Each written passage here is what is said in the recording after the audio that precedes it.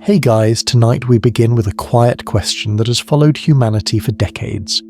A soft, persistent whisper from the skies that asks, what do our governments really know about the strange lights and objects that sometimes appear where they shouldn't? Tonight we will move slowly through that whisper, layer by layer, with calm curiosity and gentle care. We'll start at the beginning, trace the early encounters, and listen to the stories that shaped a web of secrecy. We'll look at documents and testimony, at rumours and recorded events, and keep one steady aim to understand, not to alarm. In the next hours, we will glide through many chapters. We'll visit the strange aerial phenomena seen by pilots in wartime. We'll sit with the story of Roswell and its ripple through the halls of government. We'll enter the rooms where early officials first met to decide what to say and what to hide. Later, we'll move into secret programs, whistleblowers, alleged recoveries, and the quieter human side of these mysteries. The people who watched the skies and wondered, and those who were tasked with answering them. I invite you to stay with me until the end. There is a calm reward in seeing the whole picture unfold, like watching constellations appear one by one on a deep, still night.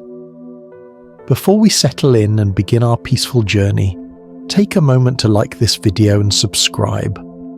Only if what I share here truly resonates with you.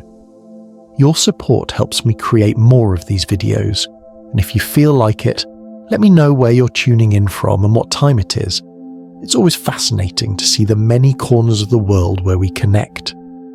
Now, dim the lights, make yourself comfortable, and let's ease into tonight's journey together as we explore what lies ahead. Chapter 1. The First Contact. When the UFO mystery began. Imagine a late winter night over a war-torn ocean.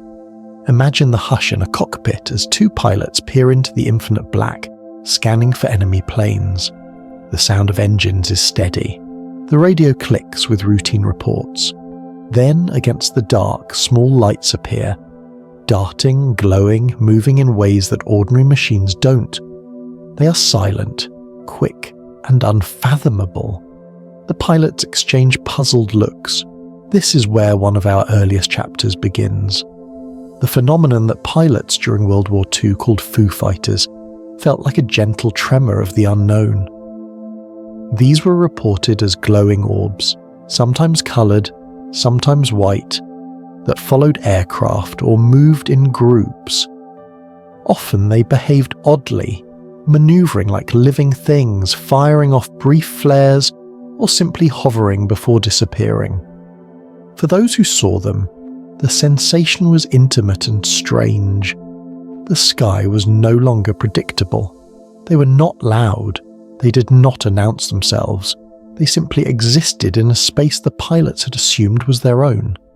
On the ground, similar reports reached command centres. Mechanics, radar operators, and radar screens began to register objects that did not match any known plane. In the fog of war, commanders worried. Anomalous lights could be new enemy weapons or new aircraft or something else entirely. These sightings planted a seed of concern. If pilots could not recognize what was above them, then perhaps more was at stake than loose lights on a night sky. The movement from wartime curiosity to a domestic crisis in the United States found a dramatic point of contact in the summer of 1947. In the New Mexico desert, a rancher found strange debris on his land. Reports spread. The press reached for the story. The tale that came to be known as Roswell would become a quiet, persistent drumbeat in the public imagination. Roswell began with a short press release, oddly worded, that hinted at a flying disc. Soon after, the language shifted. The military clarified the material was from a weather balloon.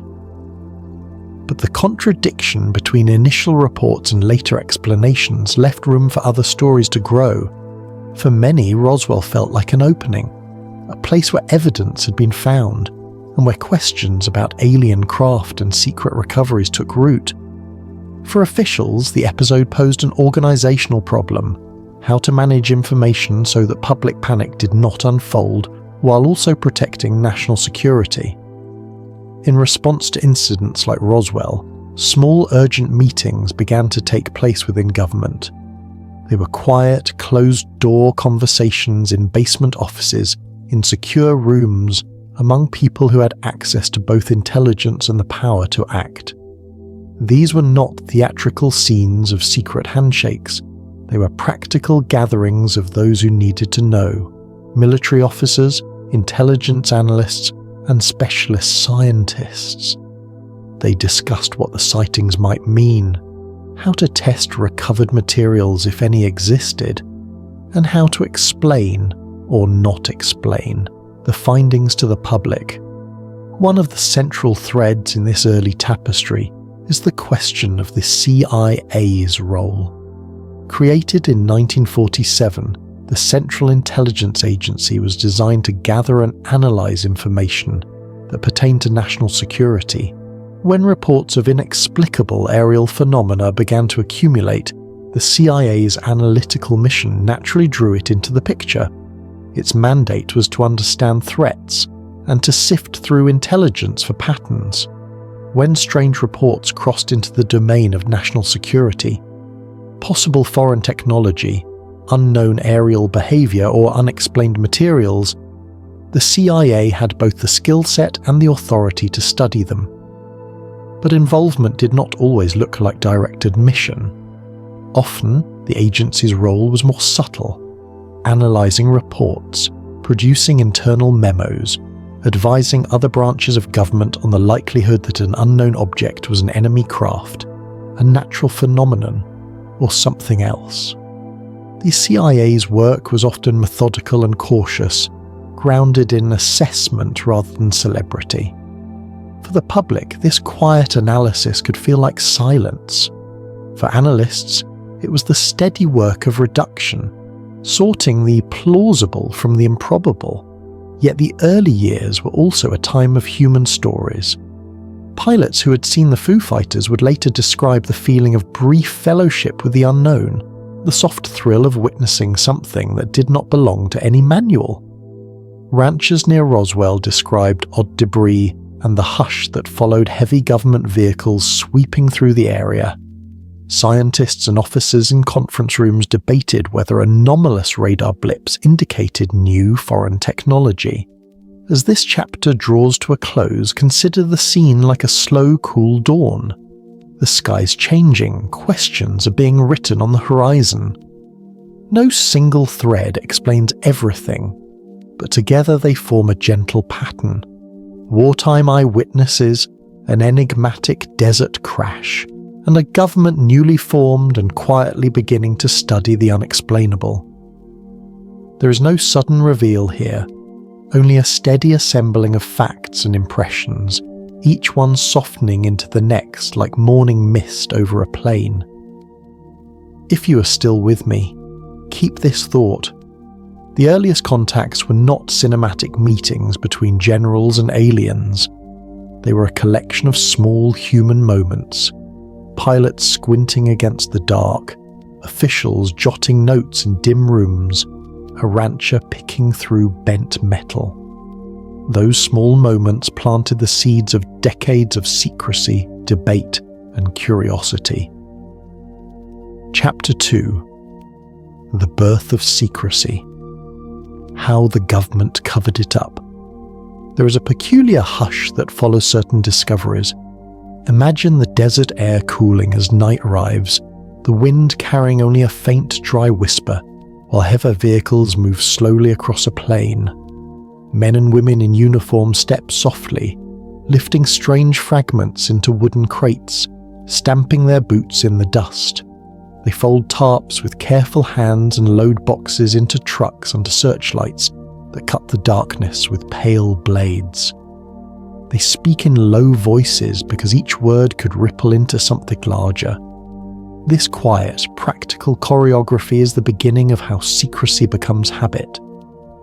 After incidents like those in the late 1940s, the government made choices that would shape decades.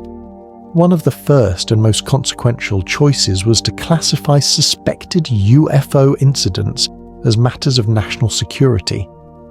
On paper, classification serves a clear purpose: to protect information that could threaten lives, reveal sources, or warn an adversary.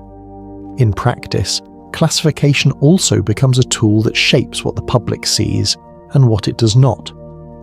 When a report was judged to have potential military significance, for example suggesting foreign technology or unknown materials, the language of protection moved quickly from policy to practice. Classifying an event creates a structure.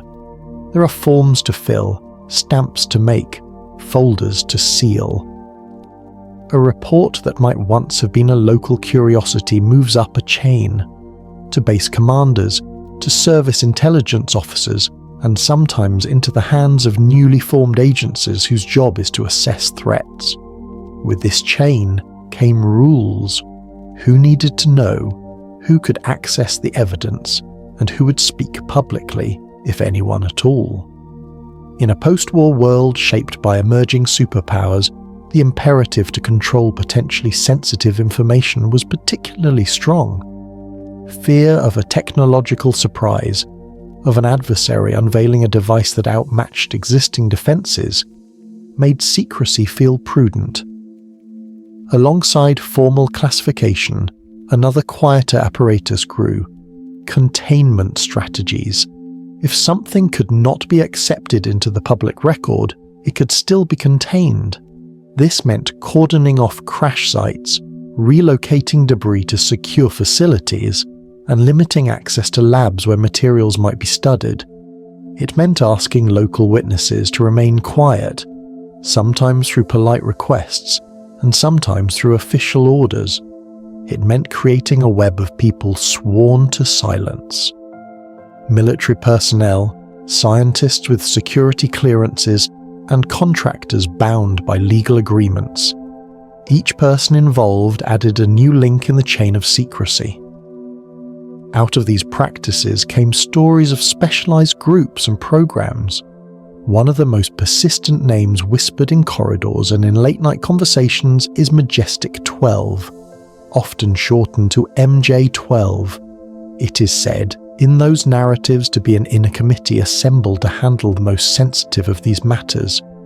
Whether exactly as the stories describe or in some other, less sensational form, the idea itself speaks to how bureaucracy and secrecy weave together. A small, tight circle of officials and experts handling extraordinary information away from public view. To those inside such circles, secrecy can feel like a heavy responsibility. To those outside, it becomes fertile ground for speculation. Secret investigations and public reassurance developed side by side, and sometimes in deliberate opposition. On one level, governments spoke to their citizens in the language of calm, reassurances that there was no danger, that the skies were safe, that routine testing explained anomalies. On another level, investigators quietly pursued leads, tested fragments in laboratories, and wrote reports that never saw the light of day. This dual approach arose from a political judgment that calm public messaging protected social order and national morale, while private investigation preserved the ability to act without tipping off potential adversaries. Misinformation, whether intentional or accidental, became part of the landscape. There were practical reasons for this. A cover story might be chosen because it was the most plausible immediate explanation, or because it helped redirect attention away from sensitive installations. Weather balloons, experimental aircraft, and atmospheric phenomena became go-to explanations not only because they were often plausible, but because they were useful. Over time, the habit of offering comfortable, official explanations hardened into a pattern. That pattern sometimes looked like deliberate obfuscation to those who pieced together inconsistent statements. To those inside, it often felt like damage control in a tense geopolitical era. But secrecy also has human consequences. Imagine being a technician who's been ordered to work on something without being told why. You sort metal that behaves oddly, you log measurements into a ledger, and you are told the notes are for your eyes only. You feel the tug of curiosity, and at the same time the weight of an obligation you cannot share. This tension, curiosity restrained by duty, is part of the human story behind sealed files and hidden hangars. It is also why leaks, rumours and whistleblowers eventually appear. Long-held silence meets human restlessness, and someone reaches for the light. The policy of secrecy did more than protect potential technology. It shaped public perception. When official statements changed, or when initial reports were reworded, people noticed the mismatch. Small inconsistencies in language became large questions in public minds. Newspapers that once published dramatic headlines found themselves met with official denials. Citizens who searched for answers encountered a mix of reassurances and silence. The result was a cultural schism, a part of the public that accepted official narratives, and another part that saw the gaps and filled them with alternative stories. That gap is where folklore grows, where late-night tales and conspiracy theories become the architecture of a different kind of truth. Consider a quiet vignette. A small-town sheriff, sitting at his kitchen table late at night, receives a call to a nearby field. He drives out with 2 deputies, finds a perimeter of military trucks and men in dark uniforms, and is told firmly, but politely, that the area is off-limits. The sheriff stands, watching the men move crates into a covered truck. He's handed a terse statement about a national security operation and asked to keep this within official channels. Later, he reads a short press release calling the event a harmless test balloon. He shrugs. He keeps the silence because there is little else he can do. Stories like these are small, human seams in the larger fabric of secrecy. Secrecy is not only about hiding, it is about control. It controls knowledge, narrative, and sometimes power. It can protect, but it can also erode trust when explanations do not align with people's experiences. Yet secrecy also has a logic. In an era when nations feared surprise attacks and technological surprises, not every piece of information could be shared without consequence. As this chapter softens into its close, picture the same desert under a calmer sky. The crates have been driven away. The searchlights have been turned off. A polite press release circulates, offering a simple explanation for a complex event. Inside secure rooms, reports are filed and labelled confidential somewhere. A small committee debates how to proceed. In the public square, people speculate. Some take the official word and sleep a little easier. Others keep watch, eyes on the horizon. The birth of secrecy was not a single act. It was a series of choices, precautions and practices that grew out of real anxieties and real responsibilities. It created systems that could protect a nation and at the same time left behind questions that fevered in the dark. That tension between caution and curiosity would shape the next chapters of this story.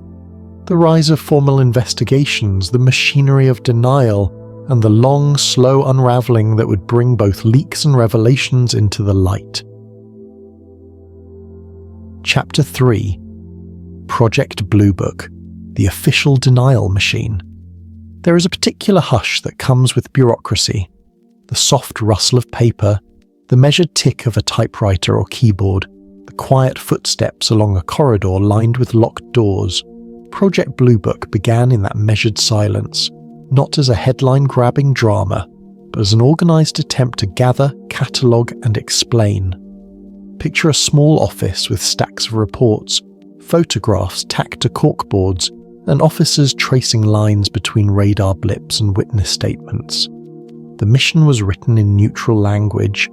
Investigate reports of unidentified flying objects, determine if they threatened national security, and, if possible, explain them away.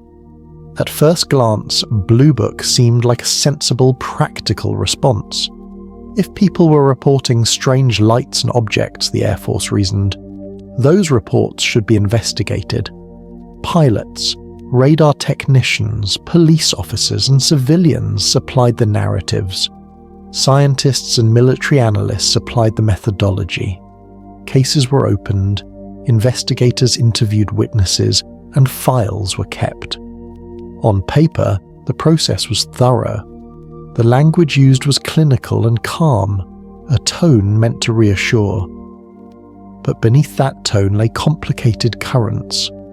Project Blue Book inherited earlier efforts and became the most visible public face of the government's response to UFO reports for many years.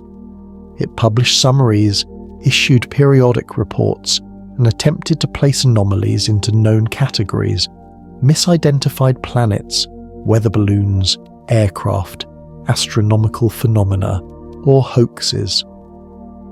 For many citizens, Blue Book represented an official answer, a promise that experts were looking into the matter.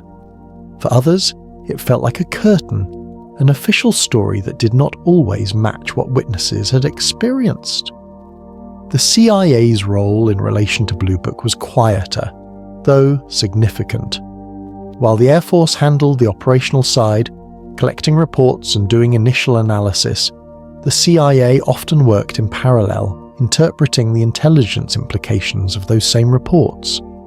The agency's analysts were concerned not only with whether an object was mysterious, but with what it might mean. Was it foreign technology? Could it indicate a capability that adversaries wanted to conceal? Could it be a new class of weapon that might shift the balance of power? These were the questions that drove a different kind of investigation, one rooted in threat assessment rather than public explanation. As decades passed and more files accumulated, a pattern emerged. Many cases were explained satisfactorily. A bright planet mistaken for a hovering light, a weather balloon misidentified as a structured craft. But other cases resisted tidy explanations.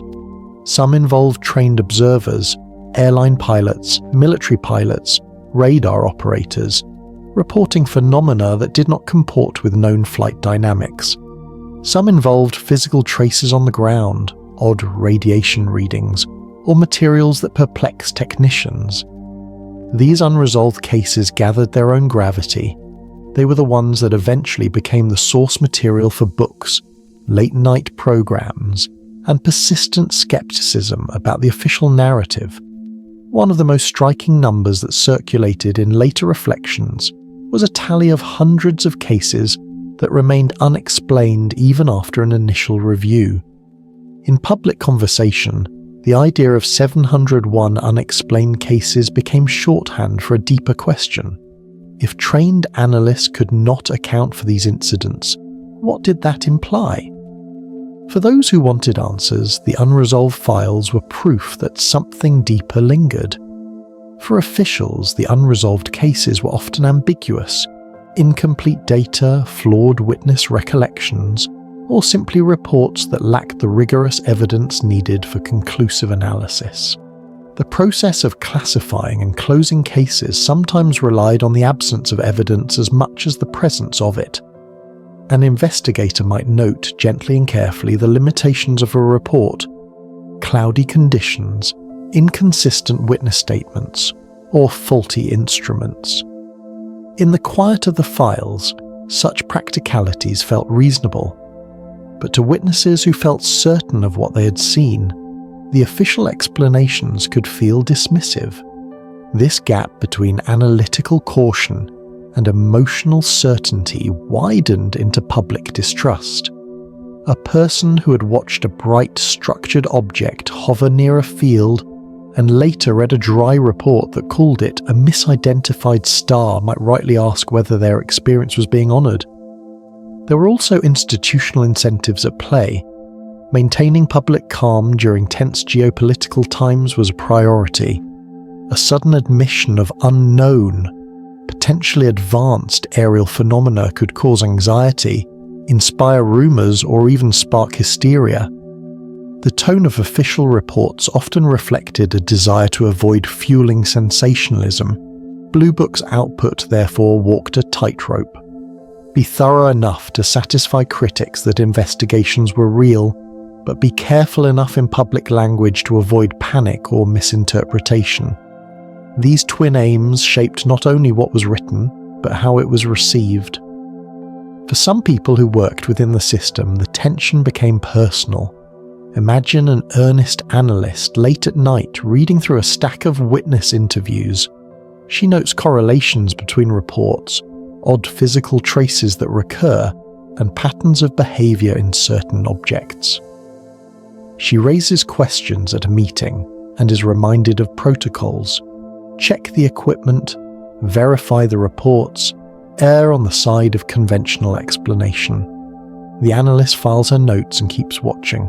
Her curiosity persists, but within the structure of the institution she serves. As time moved on, public patience with official narratives began to shift. Pop culture added layers of imagery, films and books that dramatized alien encounters, late-night talk shows that featured animated debates, and reporters who chased leads into the archives. The story of Project Blue Book itself became a cultural motif, an emblem of official efforts to catalogue the unknown, and, to some, to obscure it. The files that Blue Book produced were both a resource and a puzzle, a mixture of clear explanations, ambiguous cases, and at times puzzling omissions. In the soft, reflective way this documentary moves, it is important to consider both sides of that ledger. Project Blue Book was not simply an effort to deny. It was an institutional response to a complex social and security problem. It gathered data, attempted to apply scientific methods, and produced a public record. Yet its methods and its public posture also contributed to skepticism and to a perception that something was being concealed. This dual reality, methodical investigation on one hand and eroding public trust on the other, set the stage for a later unravelling where leaks, whistleblowers, and renewed official interest would change the conversation. Before we move on, imagine a final scene for this chapter. The Blue Book office at dusk, a desk lamp illuminating a stack of reports, a corkboard with pinned photographs and typed notes. A young investigator stands, rubs tired eyes, and looks out a window at a sky slowly dimming into stars. He files a completed report into a folder labelled Closed. In the same night, another call comes in from a small airport. A pilot has seen something unusual. The investigator reaches for the phone. The work continues, patient and steady, in the small human ways that shape history. Chapter 4: The Cold War and the Alien Cover-Up. Imagine a frozen morning at an airbase miles from the nearest town. Frost coats the wings of test planes. Men in leather jackets move with practiced efficiency. Radios hum with static and purpose. The world beyond that runway is a tightrope of rival powers, each watching the other with a kind of fierce, patient vigilance. In that atmosphere, anything strange in the sky could be read as a threat, and the instinct to hide new capabilities was not paranoia so much as survival. The Cold War transformed how governments interpreted unexplained aerial phenomena. At its core, the era was defined by a fear of surprise, the possibility that an enemy might develop a capability so advanced it could undo years of preparation. This fear shaped intelligence priorities and military planning. A bright light in the sky might be a natural curiosity, but it might also be the first glimpse of a new enemy weapon. That possibility made every unexplained sighting into a candidate for intense scrutiny. At the same time, the Cold War birthed a parallel reality. Secret aircraft and clandestine programs that moved through the skies without public acknowledgement. Engineers at remote bases tinkered and tested, building experimental planes that pushed the boundaries of speed, altitude, and stealth. Some of these projects were locked down behind layers of compartmentalized secrecy. Their flights were watched through the cold lens of radar screens and sometimes misinterpreted as something otherworldly. Consider a small but steady stream of stories.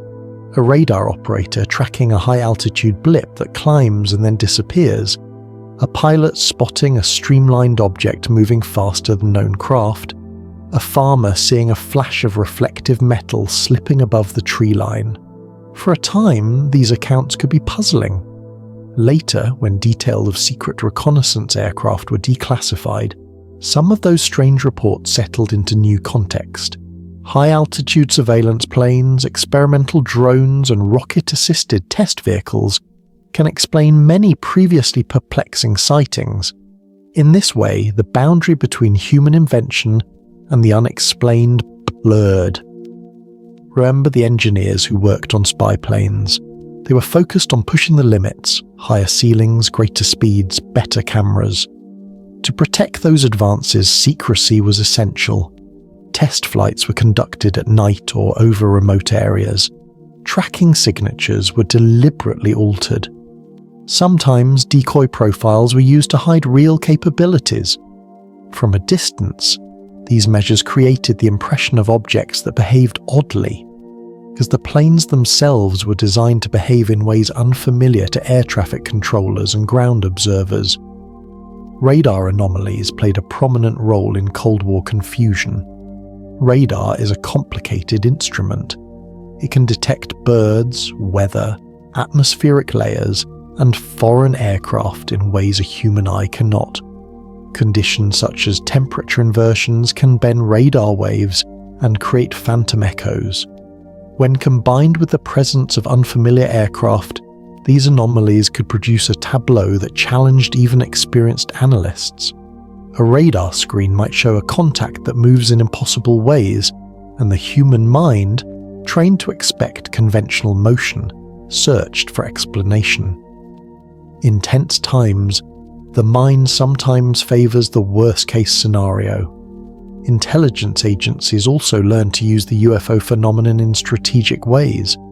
When a nation wanted to conceal a new technology, muddying the public narrative could be useful.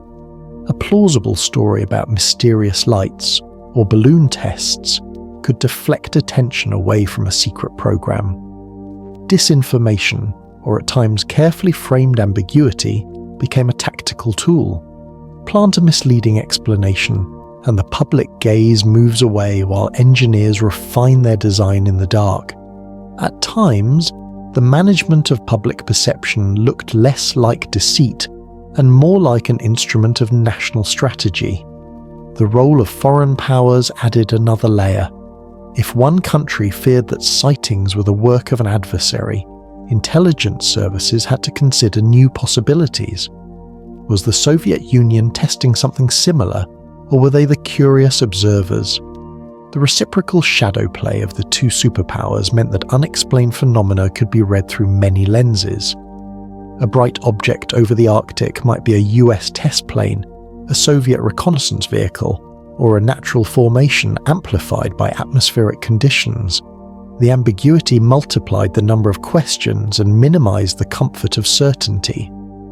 In the midst of this strategic maze, ordinary people continued to see extraordinary things. Pilots, often the most credible witnesses, sometimes described objects that outpaced known aircraft, made sudden stops, or turned with near impossible precision. Yet when those reports reached military channels, they were filtered through layers of analysis that emphasized caution. If a report lacked corroborating radar or photographic evidence, it might be catalogued and filed away. In other cases, reports were routed to specific programs to see whether an explanation could be found in classified work. There are quiet human stories that illustrate how closely these worlds intertwined. Picture a small radar station near a coastal inlet. One night, an operator watches a bright signature glide along a corridor, change course sharply, and vanish over the water. He radios the regional command. The response is curt, a request for more data, and then a prompt to stand down. Weeks later, the operator learns his radar logs will be sealed. He is reassigned. He never hears a public explanation. In the silence that follows, he rejoins the small private club of those who sense that more is known than told. Not every UFO of the Cold War was human. Some were simple misperceptions, Venus blazing low in the evening sky, or a meteor streaking across a clear night. Others were man-made but mundane, like weather balloons or civilian aircraft. Still, enough remained that, in the absence of an open conversation, speculation grew. The more official voices denied or deflected, the more stories flourished in the margins. Popular culture responded with films and novels that wove the anxieties and possibilities of the era into dramatic narratives, where secret projects and alien intelligence became interchangeable anxieties. As we move gently through this chapter, it is useful to remember that the Cold War created both the conditions for extraordinary technological progress and a culture of concealment. Advances in propulsion, material science, and aerodynamics were made in laboratories and on test ranges. Those advances sometimes produced objects that, to eyes and radars tuned to expect older designs, looked uncanny. The secrecy that protected those advances also protected the narrative around them. The public saw fragments, the government retained the whole picture. The question that lingers, soft and patient, is this: were some UFOs man-made after all? The answer is both simple and layered. Many puzzling sightings, when later contextualized, fit into the story of classified aircraft and experimental tests. A number of reports that once seemed inexplicable are now understood to be echoes of secret programs. Yet other cases stubbornly resist such tidy placement. There remain reports with credible witnesses and multiple sensors that do not easily align with known human technology. These enduring anomalies continue to trouble analysts and inspire new generations of investigators. As this chapter draws to a close, envision a late evening at a test range. A prototype plane rests under canvas. Its engineers sip coffee, exhausted and elated in equal measure. They have pushed the envelope and paid for that push with a vow of silence. Farther away, a farmer looks up and wonders about a light that moved like a living thing. Both scenes are connected by a single thread. Human curiosity meeting the edges of the unknown. The Cold War sharpened that intersection, making the skies a theatre of both invention and ambiguity. Chapter 5. Area 51, the epicenter of alien secrets. Picture a wide, quiet salt flat that shimmers under a late afternoon sun. The air is thin and dry, and the horizon seems to breathe in long, slow waves. In the distance, a cluster of low buildings and hangars rests like a secret folded into the landscape. Guards walk a slow perimeter. Lights hum at night. The whole place feels designed to keep its own rhythms private. That place, known to many as Area 51, grew into a symbol, a pinpoint on the map that came to hold 1,000 private questions. Area 51 did not become legendary overnight. Its visible life began with practical needs. The remote landscape, the long empty runways, and the natural secrecy of the desert made it an ideal spot to test experimental aircraft. Engineers and pilots needed a wide, empty sky and a field where mistakes, if they happened, would not interrupt daily life. The base at Groom Lake offered that. Over time, projects that once required the hush of a few rooms expanded into entire programs that needed silence by design. When people speak of Area 51, they often imagine hangars full of sleek alien craft and rows of scientists hunched over otherworldly consoles. Some stories go further, telling of darkened vaults, sealed morgues, and reverse engineering labs where unknown materials were studied. Many of the most dramatic elements of those stories sit in the realm of allegation and witness testimony. Individuals have come forward over the years with detailed recollections of places called S4 and with claims of craft that behaved unlike anything built on Earth. These accounts are at once intoxicating and elusive, full of specific detail but often lacking the corroboration required by formal inquiry.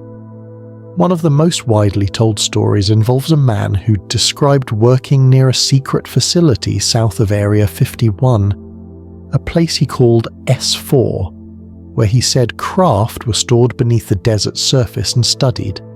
He described unusual alloys, curved panels with seams that resisted familiar tools, and propulsion concepts that read like the pages of science fiction. Whether his accounts were literal fact, misinterpreted memory, or a mixture of both is something that scholars and skeptics continue to debate. But the power of such stories is not only in their specifics, it is in how they give shape to a broader human longing, to believe that something extraordinary might be within reach of our hands. The notion of reverse engineering is central to the mythos of Area 51.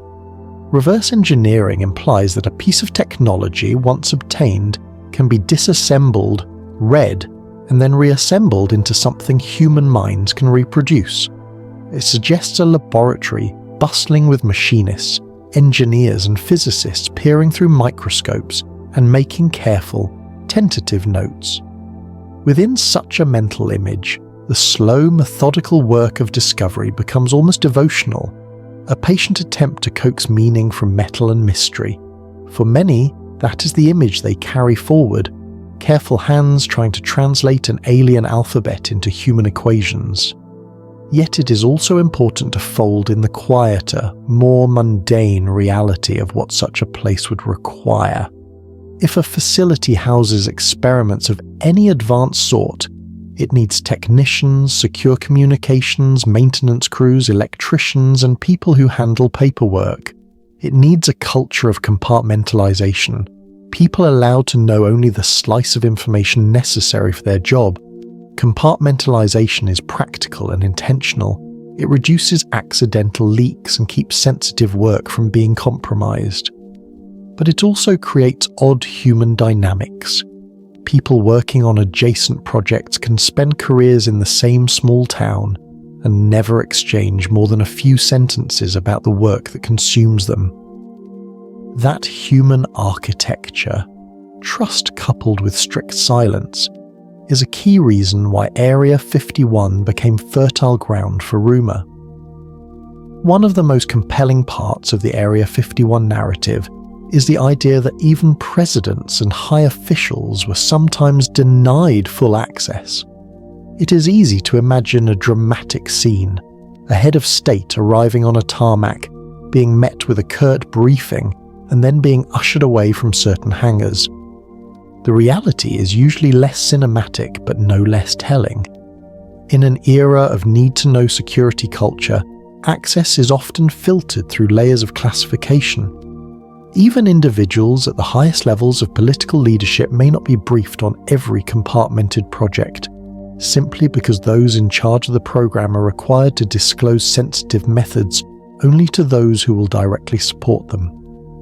This is not necessarily sinister in intent. Sometimes it is bureaucracy and legal requirement, an institutional defense against leaks and espionage. Other times it feeds suspicion. If a leader is told that certain rooms are off limits, people naturally imagine what might be behind those locked doors. Area 51 has also been a stage of a human drama and small ethical questions.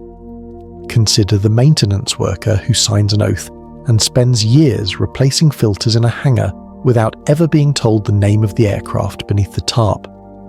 Consider the pilot who tests a prototype at night and returns home to a family dinner, unable to describe the shimmering silhouette in the sky.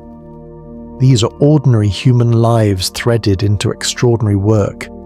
The emotional texture of these experiences is soft and complicated. Pride mixed with secrecy, curiosity mixed with resignation. Public imagination did what secrecy almost always does. It supplied detail where official channels were silent. When people see a glowing sky and then read a terse statement from authorities, the gap becomes an invitation. Writers, filmmakers, and storytellers took the raw materials of rumour and secrecy and fashioned narratives that captured the public's appetite. That popular culture fed back into belief, and belief fed back into reporting. The loop created its own ecosystem. People visited the desert seeking signs, authors wrote expositions, documentary filmmakers sought interviews. Area 51 in that way became not only a site but a symbol, a physical place, and a story people could visit in their minds. At the same time, not every secret is about aliens. Area 51 and places like it were demonstrably involved in very earthly innovations. Reconnaissance aircraft, stealth technologies, and experimental propulsion concepts were developed under wraps. Some of the aura of alien mystery likely hung on the silhouettes of these unfamiliar machines.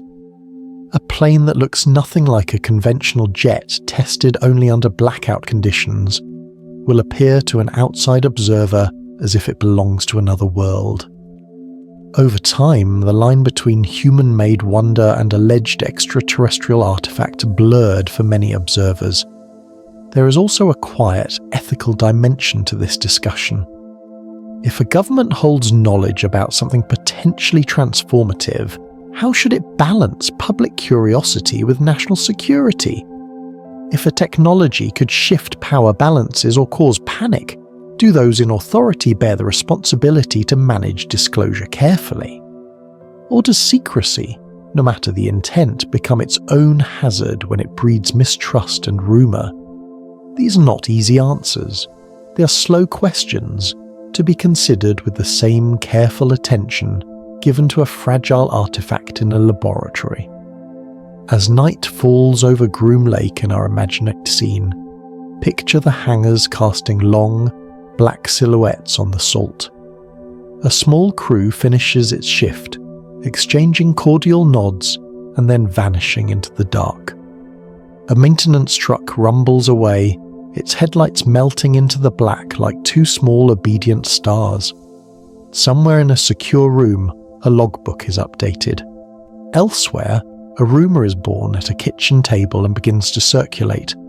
The contrast between the quiet labour and the loud myth is part of the human story here. People who work in service of the unknown, and a public that fills the silence with narrative. In the end, Area 51 is both a place and a mirror. It mirrors our hunger for answers and our tendency to fill empty spaces with meaning. It represents the technical edge of human ingenuity and the social consequences of hiding that edge from public view. Whether anything truly non-human has ever rested within its hangars is a question that invites careful scrutiny and patient listening. What we can say with quiet certainty is that the base-shaped modern myth in a way few places have. It taught generations to look at the sky and wonder, and that wonder, gentle, persistent, human, is at the heart of why these stories endure. Chapter 6. Reverse Engineering. Technology, not of this earth. Imagine a quiet laboratory late at night. The lights are dimmed to protect sensitive instruments. A faint hum comes from cooling systems, and the smell of warm metal and solvent hangs lightly in the air. At a bench, a pair of gloved hands lift a thin, curved shard of material, its surface reflecting the soft light like a small, indifferent moon. The person holding it feels both wonder and the steady, practical weight of analysis. What is this made of? How does it hold its shape? How might a human mind translate this object into an understandable machine?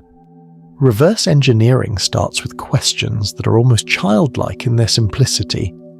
Take it apart, look closely, and try to read the language written in the parting lines and the way components meet. Engineers trained in aeronautics and materials science learned to read those signs. Grain patterns in metals, weld traces, fastener types, the geometry of a joint. From such clues they infer manufacturing techniques, tolerances, and design intentions. When the object under scrutiny is unfamiliar, these questions feel like whispers into a foreign tongue. The more unusual the artifact, the more creative the interpretation must be. Accounts of reverse engineering often begin with fragments, pieces of skin, squares of metal, or oddly behaving components found among wreckage. In stories that circulate among investigators and in public law, technicians take such fragments to labs where microscopes reveal crystalline structures and chemical assays measure isotopes. Sometimes the results are puzzling. Alloys with combinations of elements that seem unusual for the period, or microstructures that hint at thermal treatments outside known manufacturing practices. At other times, tests show familiar materials assembled in unfamiliar ways. Both outcomes present challenges. Is this something completely new, or is this advanced engineering hidden inside a guise we do not immediately recognize? One of the most patient acts of reverse engineering is the slow mapping of function to form. A rounded cavity might suggest a propulsion chamber. Layered composites might hint at heat resistance. Odd radio emissions could indicate unconventional control systems. But mapping form to function is an act of inference. It requires models, prototypes, and repeated testing. Imagine a team of engineers making careful notes, building scaled models, and subjecting them to wind tunnels and vibration tests. They listen to how the material sings under stress. They measure how it bends and returns. They keep samples in controlled environments and log every small reaction. This methodical work is scientific and repetitive, the kind of slow craft that turns mystery into usable knowledge. Yet there are many obstacles. One is simply the limits of available data. A tiny shard tells a piece of the story, but not the whole narrative. Without intact systems, engineers must hypothesize how parts interacted. They must invent ways to test functions that are not obvious. They may design experiments to replicate observable behavior, sometimes using leaps of imagination grounded in scientific practice. Another obstacle is secrecy and access. If materials are held tightly within a compartmentalized program, only a narrow circle of specialists can study them. That can slow progress and encourage rumor. There is also the problem of false leads. Human technology sometimes follows convergent paths. Two engineers working independently on similar problems may produce similar-looking solutions without any contact. A material that looks exotic may in fact be an advanced but terrestrial alloy developed quietly in a corporate lab. Conversely, entirely novel phenomena might be explained by known physics once the right measurement is made. The human mind loves elegant patterns, and there is a risk of shaping results to fit an attractive story. Responsible scientists therefore insist on repeatability and peer review, but in classified environments, peer review is limited by necessity. The tension between scientific rigor and secrecy is a quiet, persistent friction. When reverse engineering enters the realm of propulsion, the questions widen. Conventional jet engines and rockets follow familiar rules: intake, compression, combustion, exhaust, or reaction mass ejection. But eyewitness accounts and some insider claims describe craft that maneuver with sudden stops, instantaneous accelerations, or the ability to hover without obvious means of lift. To explain such motion within human physics, engineers imagine a range of possibilities: new forms of reactionless drives, extreme use of electromagnetic fields, or manipulation of the local inertial frame. These are not easily realized with existing engineering. They would require either previously unknown physics or incredible mastery of materials and energy control. Some scientists have speculated about concepts like magnetohydrodynamic propulsion. where ionized gases interact with magnetic fields to produce thrust, or about plasma-based systems that reduce drag and enable unusual maneuverability. Others have suggested more speculative frameworks, ideas that touch on fields like quantum field effects or advanced manipulation of gravitational coupling. These conversations are often tentative and cautious. Many scientists emphasize how far we are from robust, reproducible demonstrations of such effects in controlled experiments. In a calm tone, it's important to separate imaginative possibilities from verified engineering breakthroughs. Another intriguing avenue is materials science. Imagine a metal that, when flexed, returns to a precise shape without deformation, or a composite that tolerates extreme heat without oxidizing. A lab studying such properties would look for layered microstructures, non-equilibrium alloys, or coatings that interact with electromagnetic waves in special ways. They would examine grain boundaries, phase transitions, and potential nanoscale architectures.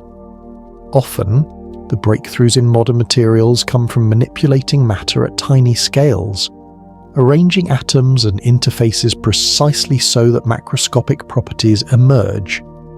Achieving such control requires advanced manufacturing techniques, vacuum deposition, precision forging, and clean room assembly. If a recovered fragment showed signs of manufacturing at those scales, it would be a clue of technological maturity. Whistleblower accounts and former technicians occasionally describe laboratories where such work supposedly occurred. They speak of rooms humming with equipment, of scientists poring over samples, and of memos debating the meaning of odd findings. For many listeners, these accounts add texture and human faces to the abstract idea of reverse engineering. For skeptics, these stories need corroboration. For researchers, they point to lines of inquiry. Repeated claims about strange alloys or unusual propulsion signatures deserve careful measurement, and, where possible, independent analysis. Even when reverse engineering yields progress, the path from prototype to practical application is long. Engineers must scale what works in small tests to full-size systems. They must solve problems of power supply, control systems, manufacturing repeatability, and reliability. A lab might demonstrate a tiny thrust in a vacuum chamber, but powering a full-scale vehicle requires sustained energy at rates far beyond present-day portable sources. That energy challenge is a bottleneck in many speculative propulsion concepts. It pushes inventors to think about new ways to harvest, store, and direct energy, a pursuit that connects physics, chemistry, and materials science. There are ethical and strategic questions embedded in the practice of reverse engineering too. If a government believes it has access to technology that could dramatically change strategic balances, decisions about control, proliferation, and disclosure are hard to make. Is it better to keep a powerful technology guarded until safe and reliable methods for its use are found? Or does holding it close risk concentrating power and eroding trust? Policymakers face choices that are as much about social stability as they are about scientific prudence. A steady, humane approach considers both the potential benefits and the responsibilities of stewardship.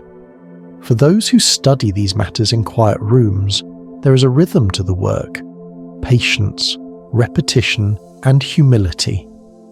Engineers who have spent careers in reverse engineering often speak of small victories, a test that confirms a model, a successful replication of a material process, a week when a simulation finally matches observed behavior.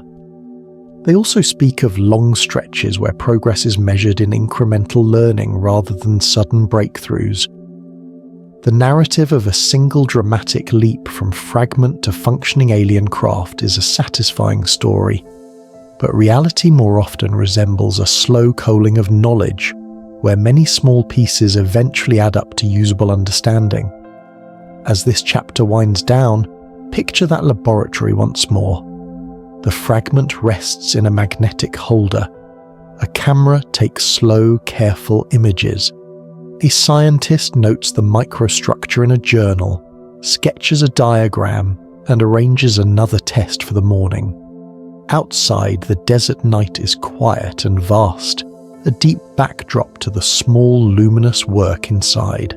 The possibility that some recovered items might contain unfamiliar engineering is a gentle invitation to explore, but with it comes the steady call for careful measurement, open reporting where possible, and humility in the face of unknowns.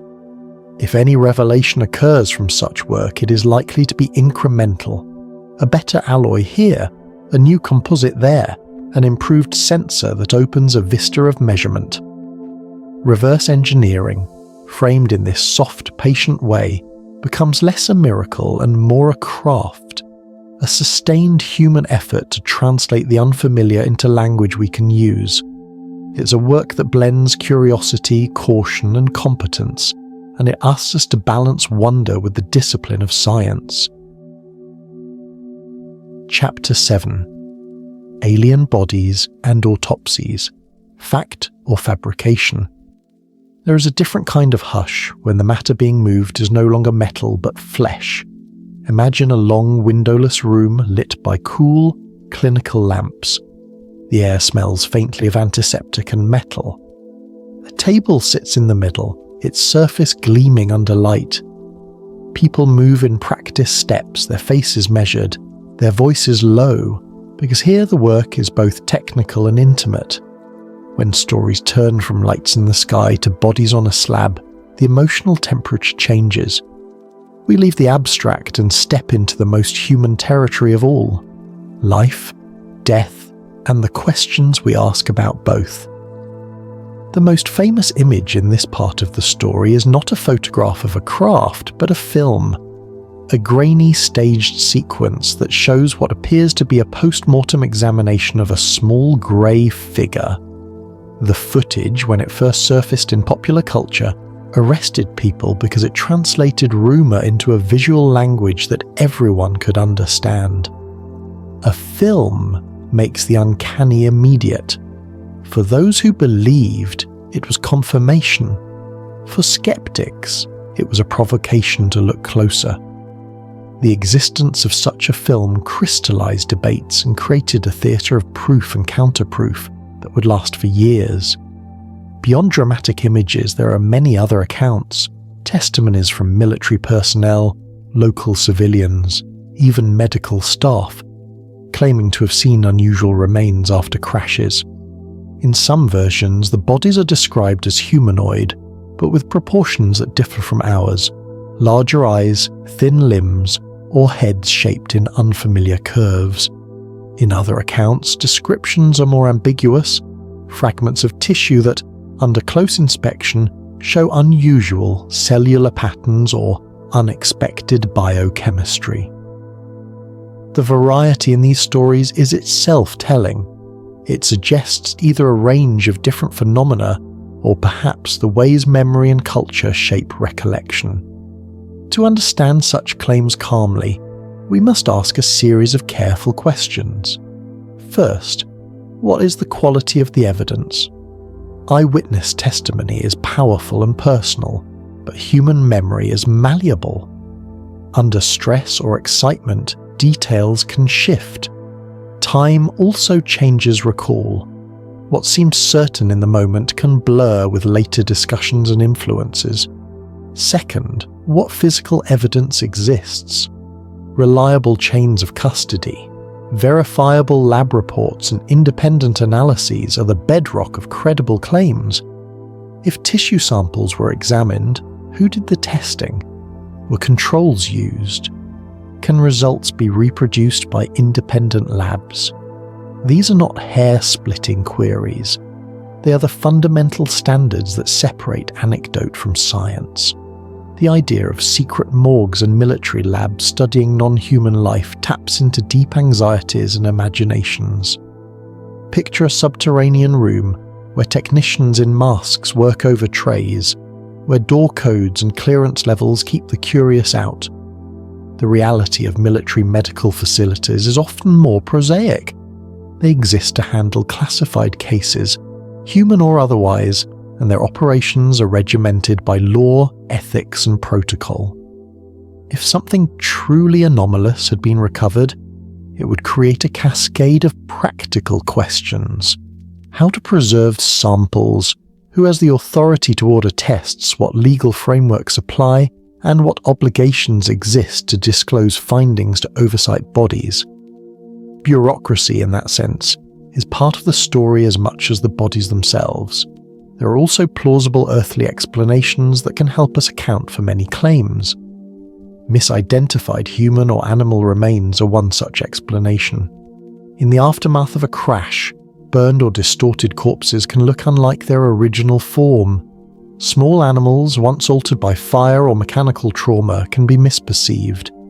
In environments of high stress and secrecy, those misperceptions can harden into confident claims. Then there are hoaxes and fabrications, sometimes elaborate, built to shock or to profit. The social dynamics that reward sensational stories create incentives for such fabrications, and once a hoax is in the culture, it can be difficult to dislodge. That said, the persistence of stories over decades, repeated by people across different regions and backgrounds, raises a different kind of curiosity. Why do such narratives continue to be told, even when some high-profile examples are exposed as fabrications? One answer lies in human psychology. People experience anomalous events and seek patterns that make sense with the rest of what they know. If an unusual night sky is followed by a rumor of a crash, and that rumor is reinforced by someone claiming to have seen something removed under cover of darkness, a small kernel of mystery can grow into a durable story. Social reinforcement, the circulation of narratives, and selective memory all conspire to maintain these claims over long spans of time. We should also consider the role of confirmation and the cultural scaffolding around these stories. Once a community accepts that a certain place or institution is likely to house secrets, new claims are filtered through that expectation. A technician who once thought nothing of moving odd crates might later interpret those crates as containing non-human remains if the cultural context primes him to expect that possibility.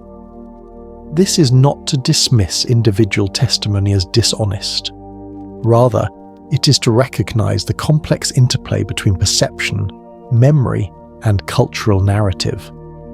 For those who investigate scientifically, there is a clear path forward: rigorous analysis, transparent methodology, and independent verification. A preserved tissue sample, tested in multiple accredited labs with agreed protocols and controls, can yield biochemistry, DNA sequences, and cellular architecture that either place it within known life forms or point towards something unusual. If DNA analysis returns sequences that match known taxa, that clarifies the case. If sequences diverge significantly from known databases, that would be an extraordinary finding requiring extraordinary corroboration. The norms of science are designed for exactly these moments, where skepticism and curiosity intersect in measurable ways. Another dimension to the discussion is the ethical one. If non-human life were ever found and studied, questions of dignity, custody, and moral consideration would immediately arise. How would society handle remains that are not human but clearly biological? Who would decide the scope of study? What legal protections would be invoked? These are not purely hypothetical queries. They reflect the broader moral framework a society brings to encounters at the edge of its understanding. The way a government handles such matters speaks volumes about its priorities and its respect for both truth and community sentiment. Finally, it is important to recognize the human weight that accompanies these stories. Families and communities who believe they have lost something or who feel their accounts were suppressed carry grief, frustration, and sometimes a sense of betrayal. investigators entering such contexts must be gentle and patient. They must separate the emotional need for explanation from the empirical need for evidence. Good inquiry honors both dimensions. It listens with compassion while testing claims with methodical care. As we draw this chapter to a quiet close, imagine the windowless room again, but with a different light.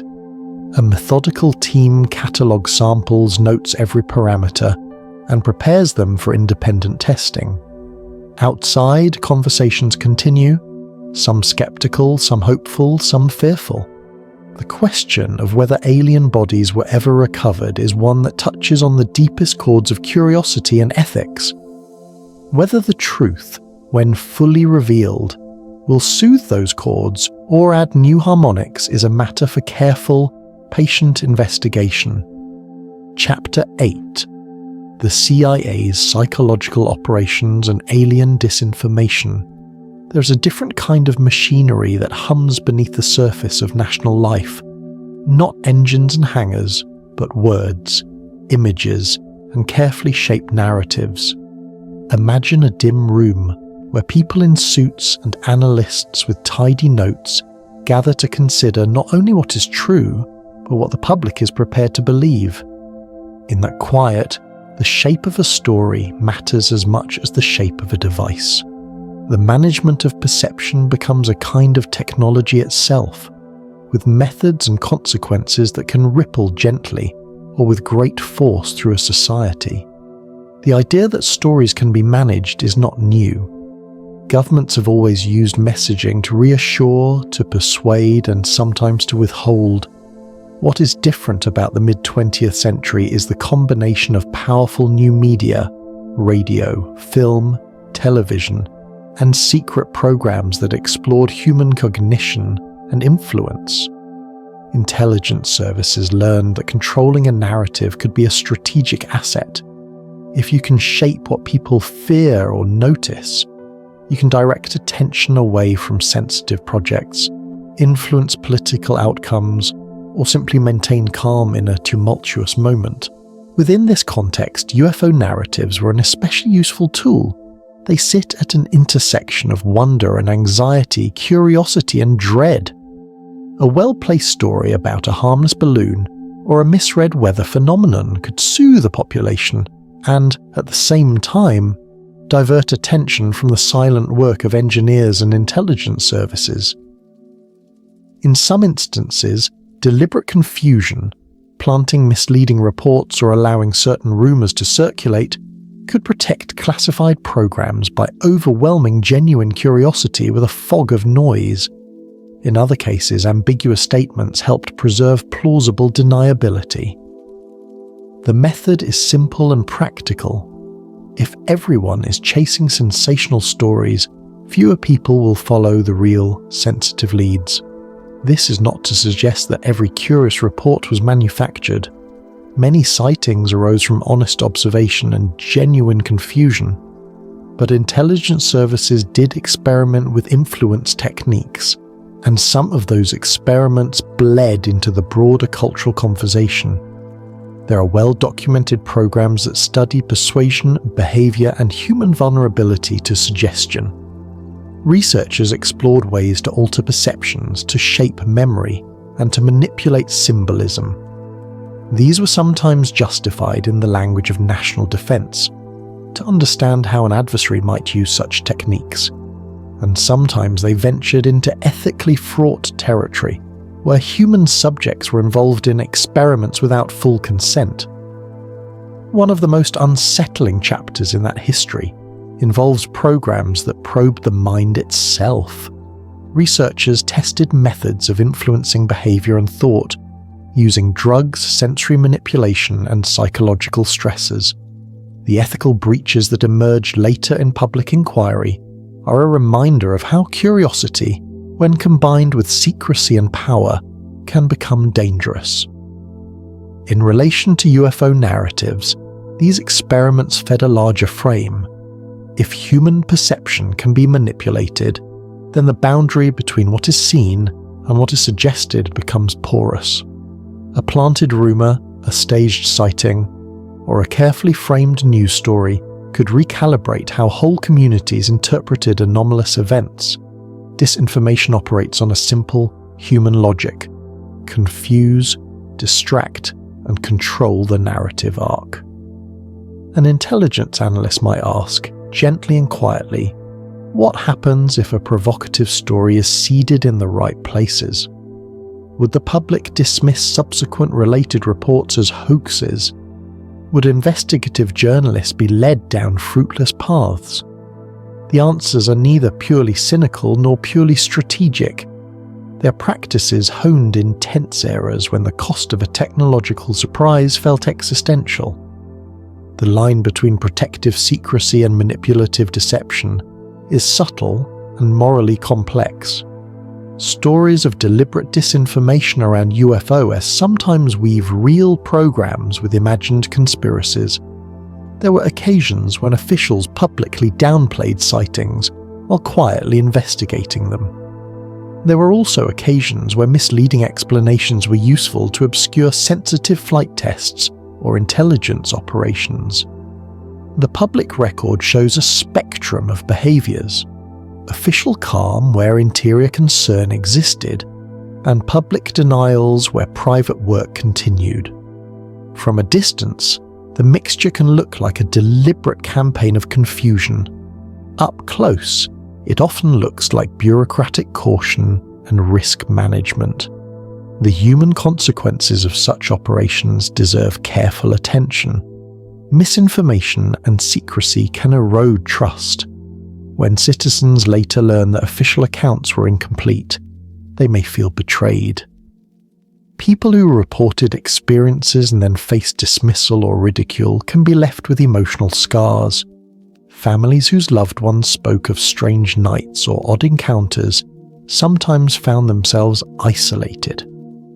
The social ripple of disinformation is therefore tangible.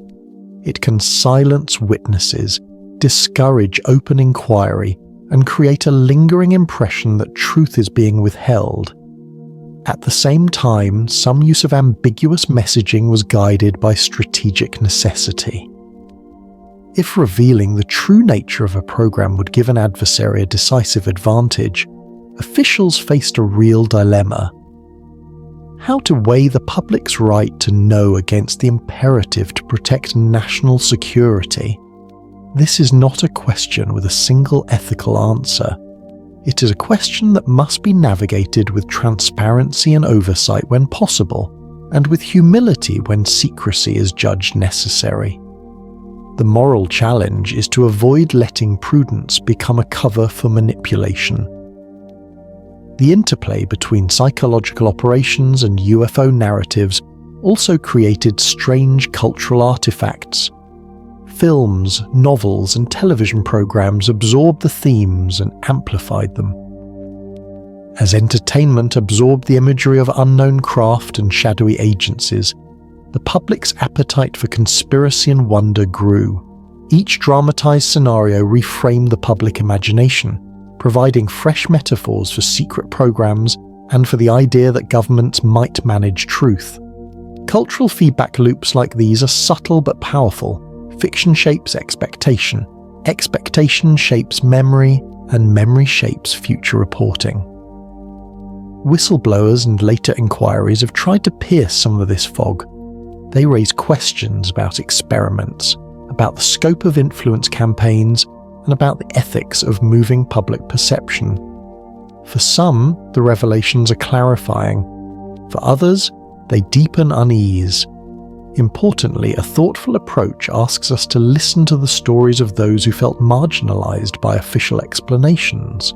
It also invites us to demand safeguards, stronger oversight of intelligence activities, ethical review of research involving human subjects, and transparent mechanisms to correct misinformation when it's discovered. As the chapter moves toward its close, picture a small briefing room where an analyst arranges slides and notes. Around the table sit people who know the weight of words and the cost of misjudgment. They debate how to frame a statement about sightings, weighing possible outcomes with deliberate calm. Outside, people read newspapers and watched the sky, forming beliefs from a mixture of observation and narrative.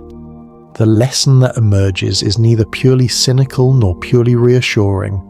The world of perception is fragile, and those who shape narratives carry a heavy responsibility. For listeners who have felt the tug of these stories, there is a gentle invitation to maintain curiosity tempered with critical thinking.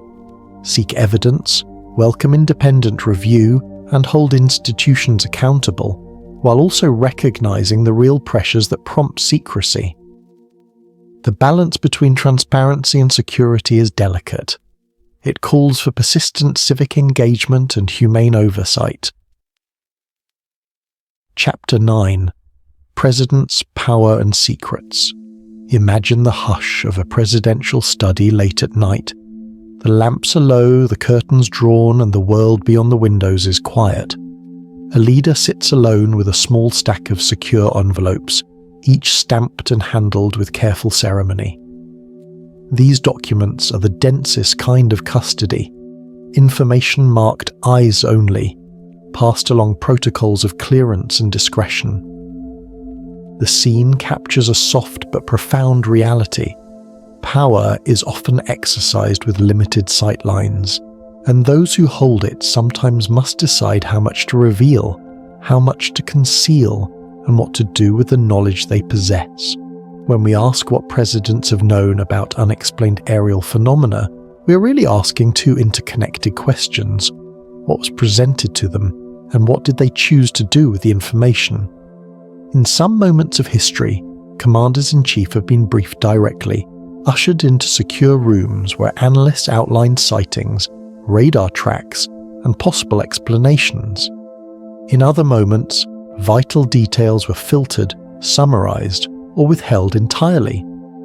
A president might receive a tightly wrapped brief that emphasizes national security implications, or they might be given a broader assessment designed for public consumption. The difference between those formats shapes decisions in quiet and consequential ways. Consider the human element.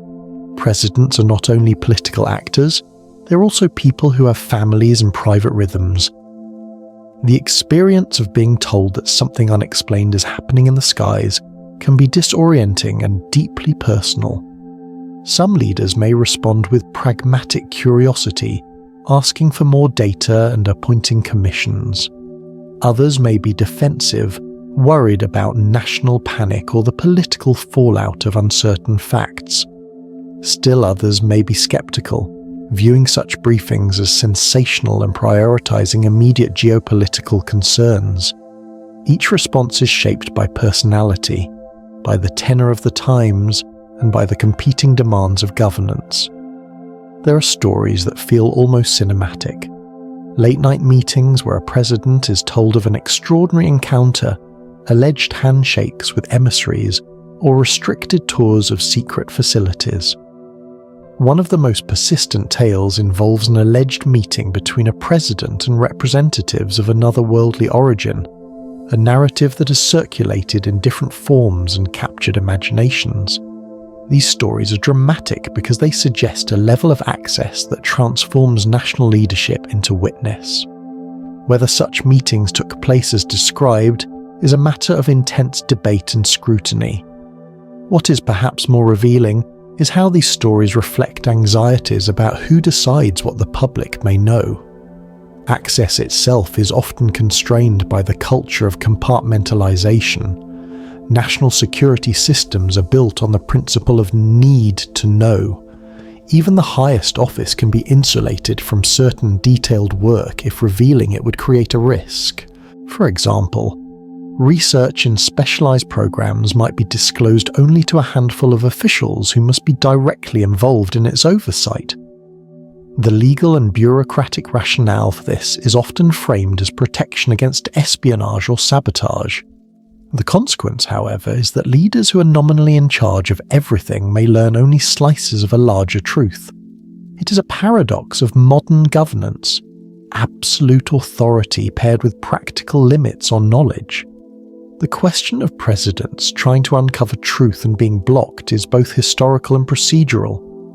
There are moments when political leaders sought fuller information and faced institutional obstacles, layers of classification, contractor non-disclosure agreements, or judgments that certain details were too sensitive even for top officials. These barriers can be bureaucratic inertia, legal caution, or a genuine belief among program managers that limited disclosure protects national interests. The result is a delicate tension. Elected leaders who must answer to the public sometimes find their oversight hamstrung by the very systems meant to keep the nation secure. The chain of command for sensitive knowledge is itself a map filled with nodes and seals. Military commanders, agency heads, program directors, and congressional oversight committees each occupy a different place on that map. Oversight bodies in legislatures such as select intelligence committees exist precisely to bridge the gap between secrecy and accountability.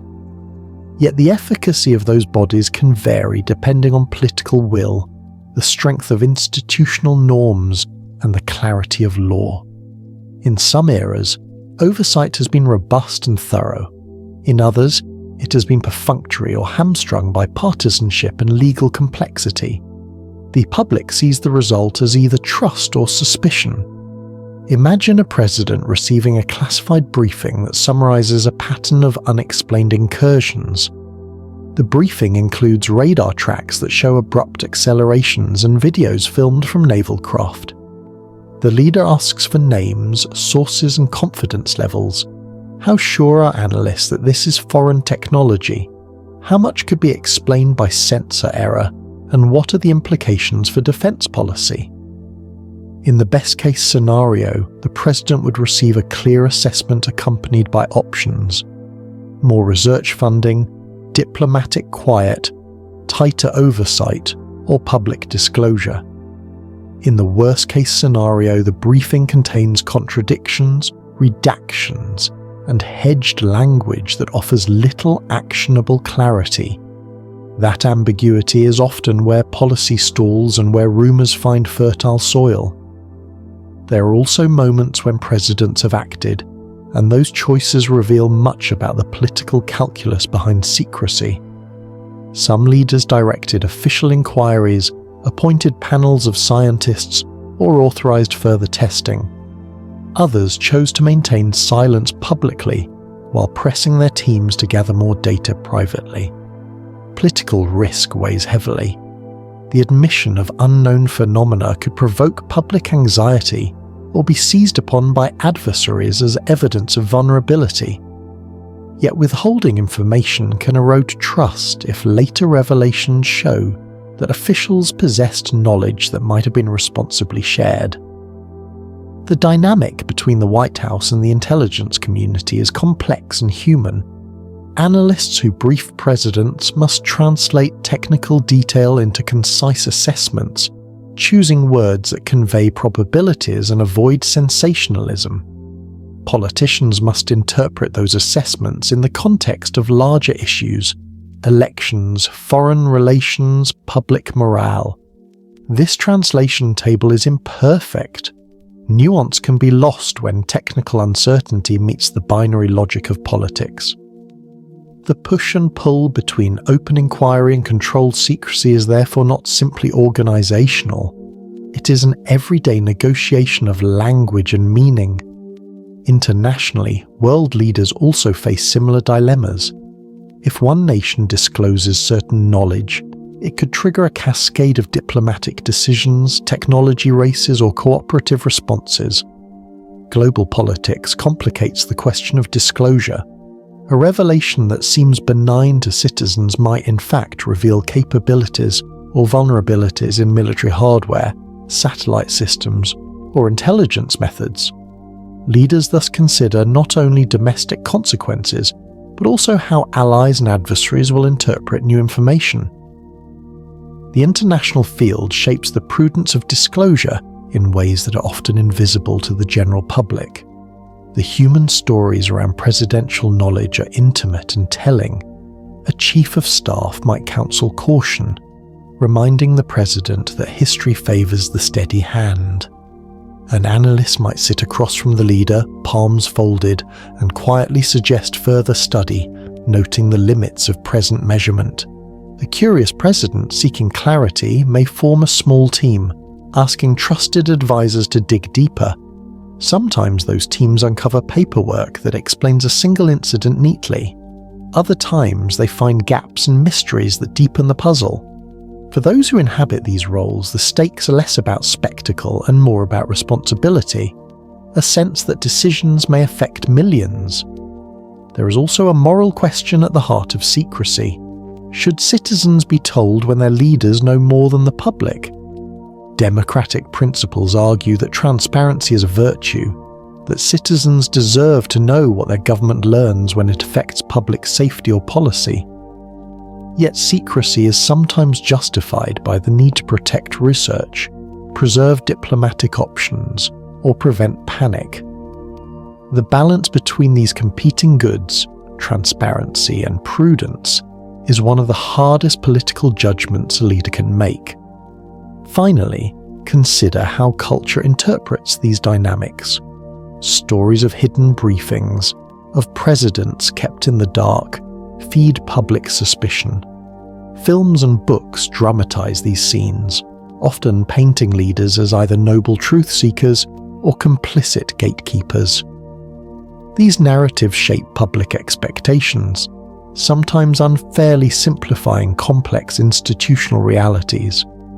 The gentle lesson to carry forward is that governance at the highest levels is often a negotiation of partial truths, competing interests, and imperfect information.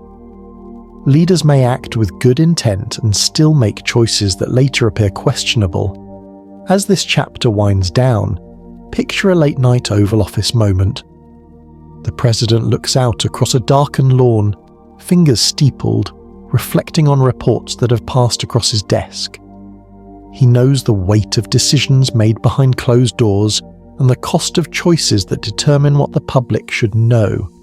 He places the documents back into their secure envelope, not as an act of concealment for its own sake, but as a gesture in a larger fraught process where every revelation must be weighed for consequence and context.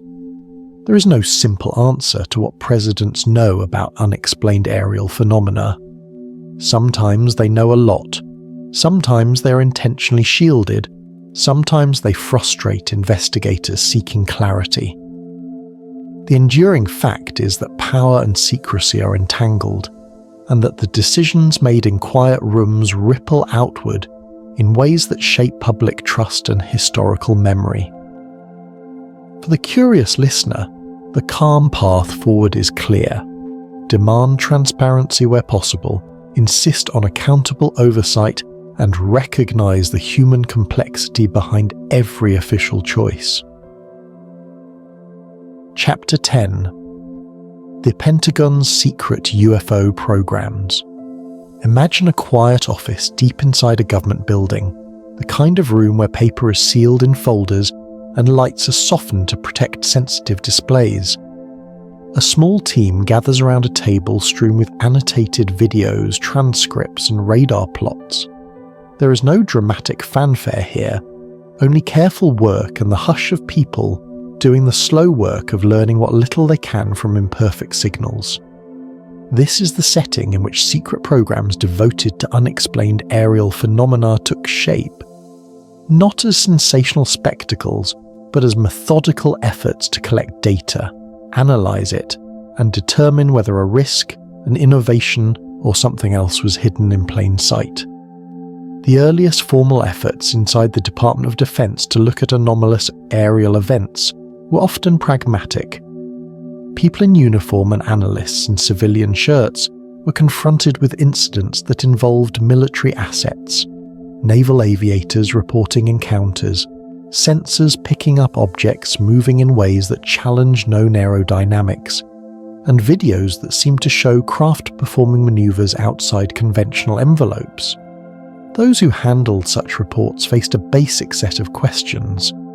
What happened? How reliable are the sensors? Is this a training or safety issue? And could this be an adversary capability? Over time, the accumulation of difficult-to-explain reports created enough momentum to justify structured programs devoted specifically to the problem.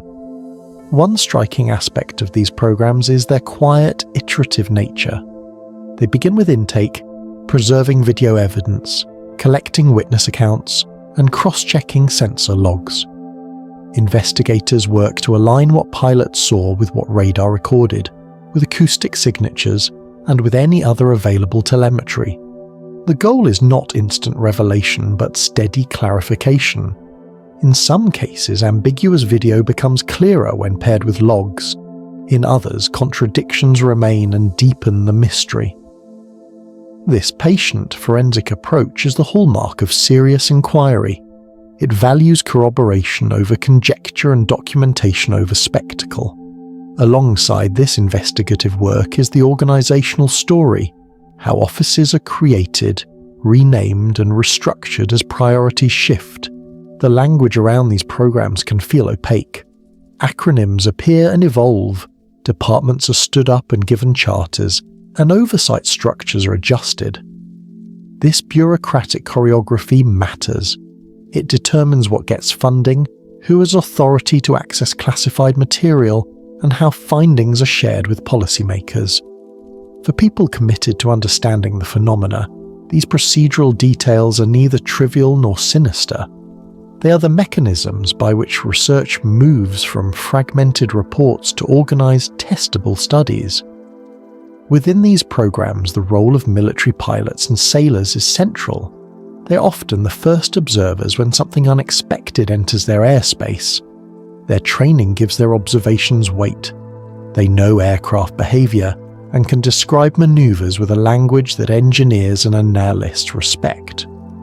When a squadron reports an object that accelerates with no apparent propulsion, or that rotates in mid-air without losing altitude, those reports prompt a particular kind of attention.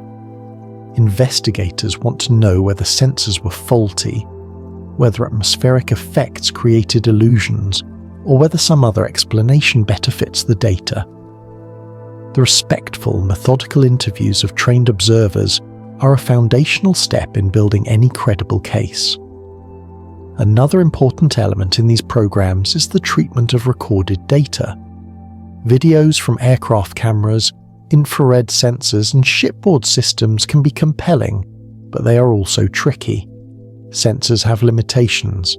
Cameras can distort distance and speed, and infrared displays render heat in ways that can make objects appear to move oddly. Analysts therefore place heavy emphasis on cross-sensor validation. Did radar also see the object? Did other craft confirm it visually? Is there a maintenance log suggesting a camera artifact? When multiple sensors converge on a single event, confidence rises. When they diverge, analysts proceed with caution, documenting uncertainty rather than rushing to conclusions. Whistleblowers and insiders who later speak publicly add texture and tension to this picture. Some have described frustration at bureaucratic limits, claiming that certain findings were downplayed or not pursued as vigorously as they thought appropriate. Others have recounted the thrill of seeing data that did not fit conventional models, recordings that suggested high acceleration with no sonic boom, or signatures inconsistent with known propulsion. These personal accounts, whether cautious or dramatic, remind us that a human effort underlies the files, curious people asking questions and sometimes bumping against institutional constraints.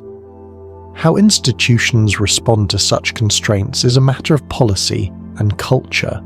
When analysts encounter anomalous data, they must recommend courses of action, invest in further sensors, set up controlled observation campaigns, or broaden scientific participation. These choices have costs and benefits. Installing more sensors and funding cross-discipline research helps move the field forward, but budgets are finite and priorities compete. The question of how much to invest reflects values as much as empirical judgment. Does the potential national security implication or the possibility of novel discovery warrant sustained funding? different leaders answer that question in different ways, producing the episodic nature of public programs. Another dimension is the public narrative that forms after elements of these programs become known. When information leaks or is declassified, the public receives a curated slice of the whole story. Sometimes the newly revealed material shows an agency taking the matter seriously, underscoring a commitment to understanding. Other times, the available documents reveal more confusion than certainty, a jumble of reports, inconsistent observations, and cautious assessments that stop short of definitive claims. The tension between what is known internally and what is disclosed externally can fuel speculation, a natural human response to gaps in knowledge. The interplay between operational caution and scientific openness also matters. Scientists outside of defense circles often request access to data to run independent analyses. Institutional leaders must balance the benefits of broader scientific engagement, fresh perspectives, reproducibility, peer review, with the need to protect sensitive capabilities and methods. Sometimes redaction and limited sharing are necessary. Other times, openness accelerates understanding. Striking that balance is a slow, sometimes contentious process that shapes how much light ultimately reaches the public. There is also a sober, practical dimension to these programs: concern for safety.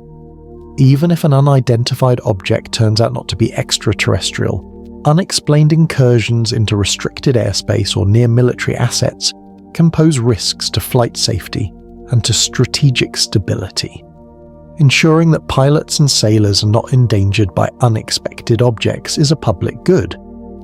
This safety imperative often motivates immediate operational responses. Updated training, cautionary advisories, and calls for reporting protocols that improve the fidelity of collected data. When we step back, we see that the arc of these programs is a story of institutional learning. Early in the process, reports are fragmented and ad hoc. Over time, mechanisms develop to collect better data, to coordinate across military and civilian agencies, and to institutionalize good practices for analysis. The best-case scenario is one where cross-disciplinary teams, engineers, physicists, radar specialists, and human factors experts work together, subjecting claims to rigorous testing and sharing breakthroughs with appropriate oversight. In such a scenario, mystery is not the endpoint, but the beginning of a structured inquiry. For viewers who find these matters unsettling or thrilling, there is a gentle reassurance in the way serious inquiry proceeds, slowly, cautiously, and with attention to method. The Pentagon's efforts are not a single uniform program, but a series of evolving responses shaped by events, politics, and the quality of available data. Some initiatives emphasize scientific study, others focus on safety and risk management, and still others reflect institutional inertia. The human constant through all of this is the desire to know more, to convert anecdote into evidence, fear into understanding. As this chapter closes, picture the small team again, surrounded by annotated frames from a video, a printout of a radar track, and a notebook with careful dated entries. They're not searching for spectacle. They're doing the painstaking work of matching observation with instrument and of moving step by step toward clarity. The process is imperfect and sometimes frustrating, but it is earnest. It follows the same patient practices that have guided other scientific inquiries: document, test, replicate, and peer review when possible. The history of these programs will likely continue to unfold in ways we cannot fully predict. What feels certain is that the Pentagon's secret efforts to understand unexplained aerial phenomena are part of the broader human enterprise of reducing uncertainty. They are an institutional expression of curiosity, caution, and responsibility, an attempt to learn what the skies are telling us while safeguarding those who watch them. Chapter 11. whistleblowers and insiders, breaking the silence. There is a fragile courage to speaking when everyone around you has been told to stay quiet. Imagine a small room where a person sits with hands folded, a script of their life pressed into the thin weight of a badge and a clearance form. They have held blueprints, opened sealed crates, and listened to briefings behind locked doors. They have watched colleagues sign oaths and watched projects vanish behind additional layers of paperwork. Then one day they decide to tell a story, to risk career, reputation, and sometimes personal safety, to say what they believe they have seen. The telling itself becomes an act of weather, changing the atmosphere around a quiet program and inviting both scrutiny and solace. Whistleblowers who speak about unexplained phenomena often arrive at their moment with complex motives. Some feel moral obligation. They believe the public has a right to know when events touch public safety or democratic oversight. Others are driven by frustration, by years of unanswered questions, by the sense that credible evidence has been minimized and discarded. Some seek institutional reform, hoping that disclosure will create clearer reporting channels and better protections for those who observe unusual incidents. And some speak simply because silence has become unbearable. They want the burden of secrecy lifted, even at great personal cost. The life of a whistleblower is rarely glamorous in the ways a movie might depict. More often, it is lonely. Friends and colleagues can become distant. Security clearances are revoked or suspended, and the person's professional world can contract sharply. Families feel pressure, and public attention, when it arrives, can be relentless. In that pressure, the human cost is real. Careers may stall, livelihoods may be threatened, and emotional stress can be intense. For many who speak out, the reward is not fame, but the relief of having unburdened themselves and the hope that the truth will follow. The credibility of insiders matters greatly. A claim from someone with decades of technical experience, relevant clearance, and documented service carries different weight than a second-hand account. Investigators and the public therefore assess not only what is said, but who says it. Patterns matter. When multiple independent insiders tell similar stories about unusual materials, anomalous propulsion signatures, or restricted programs, the repetition becomes a signal that invites deeper scrutiny. In the quiet world of classified work, independent corroboration is gold. It increases confidence and helps translate anecdote into something investigatable. At the same time, the process of verification is complicated. Classified programs, by design, conceal specific locations, methodologies, and documents. A whistleblower may provide details that cannot be publicly released without harming legitimate security interests, and that tension makes public adjudication difficult. Oversight bodies, like select congressional committees, sometimes review claims in closed sessions where sensitive evidence can be assessed with appropriate protections. These private reviews are essential.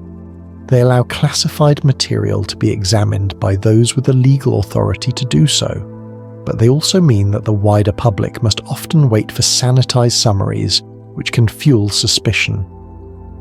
When whistleblowers go public, through interviews, sworn testimony, or memoirs, the media spotlight follows.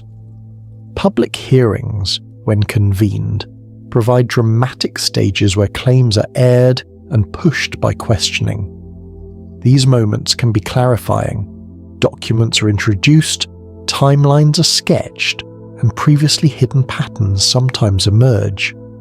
They can also be messy, because classified evidence cannot always be presented in public, and because witnesses may differ in recall or emphasis. The result is rarely a neat verdict. Instead, the public sees a human process of inquiry: claims, rebuttals, corroboration, redaction, and incremental clarification. Patterns in credible insider reports are worth attending to gently. Over years of testimony, certain themes reappear: recovered debris that resists normal testing, sensor data that records performance outside known envelopes, and instances where personnel were reassigned, silenced, or signed strict non-disclosure agreements after encountering unusual objects.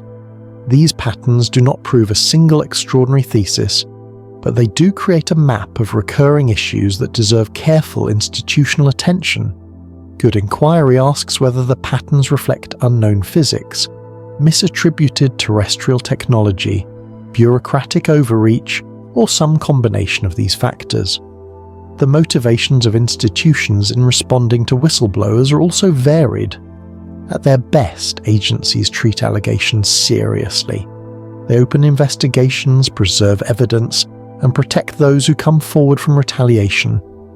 At their worst, institutions may reflexively discredit insiders, dismiss them as mistaken, or respond with punitive measures.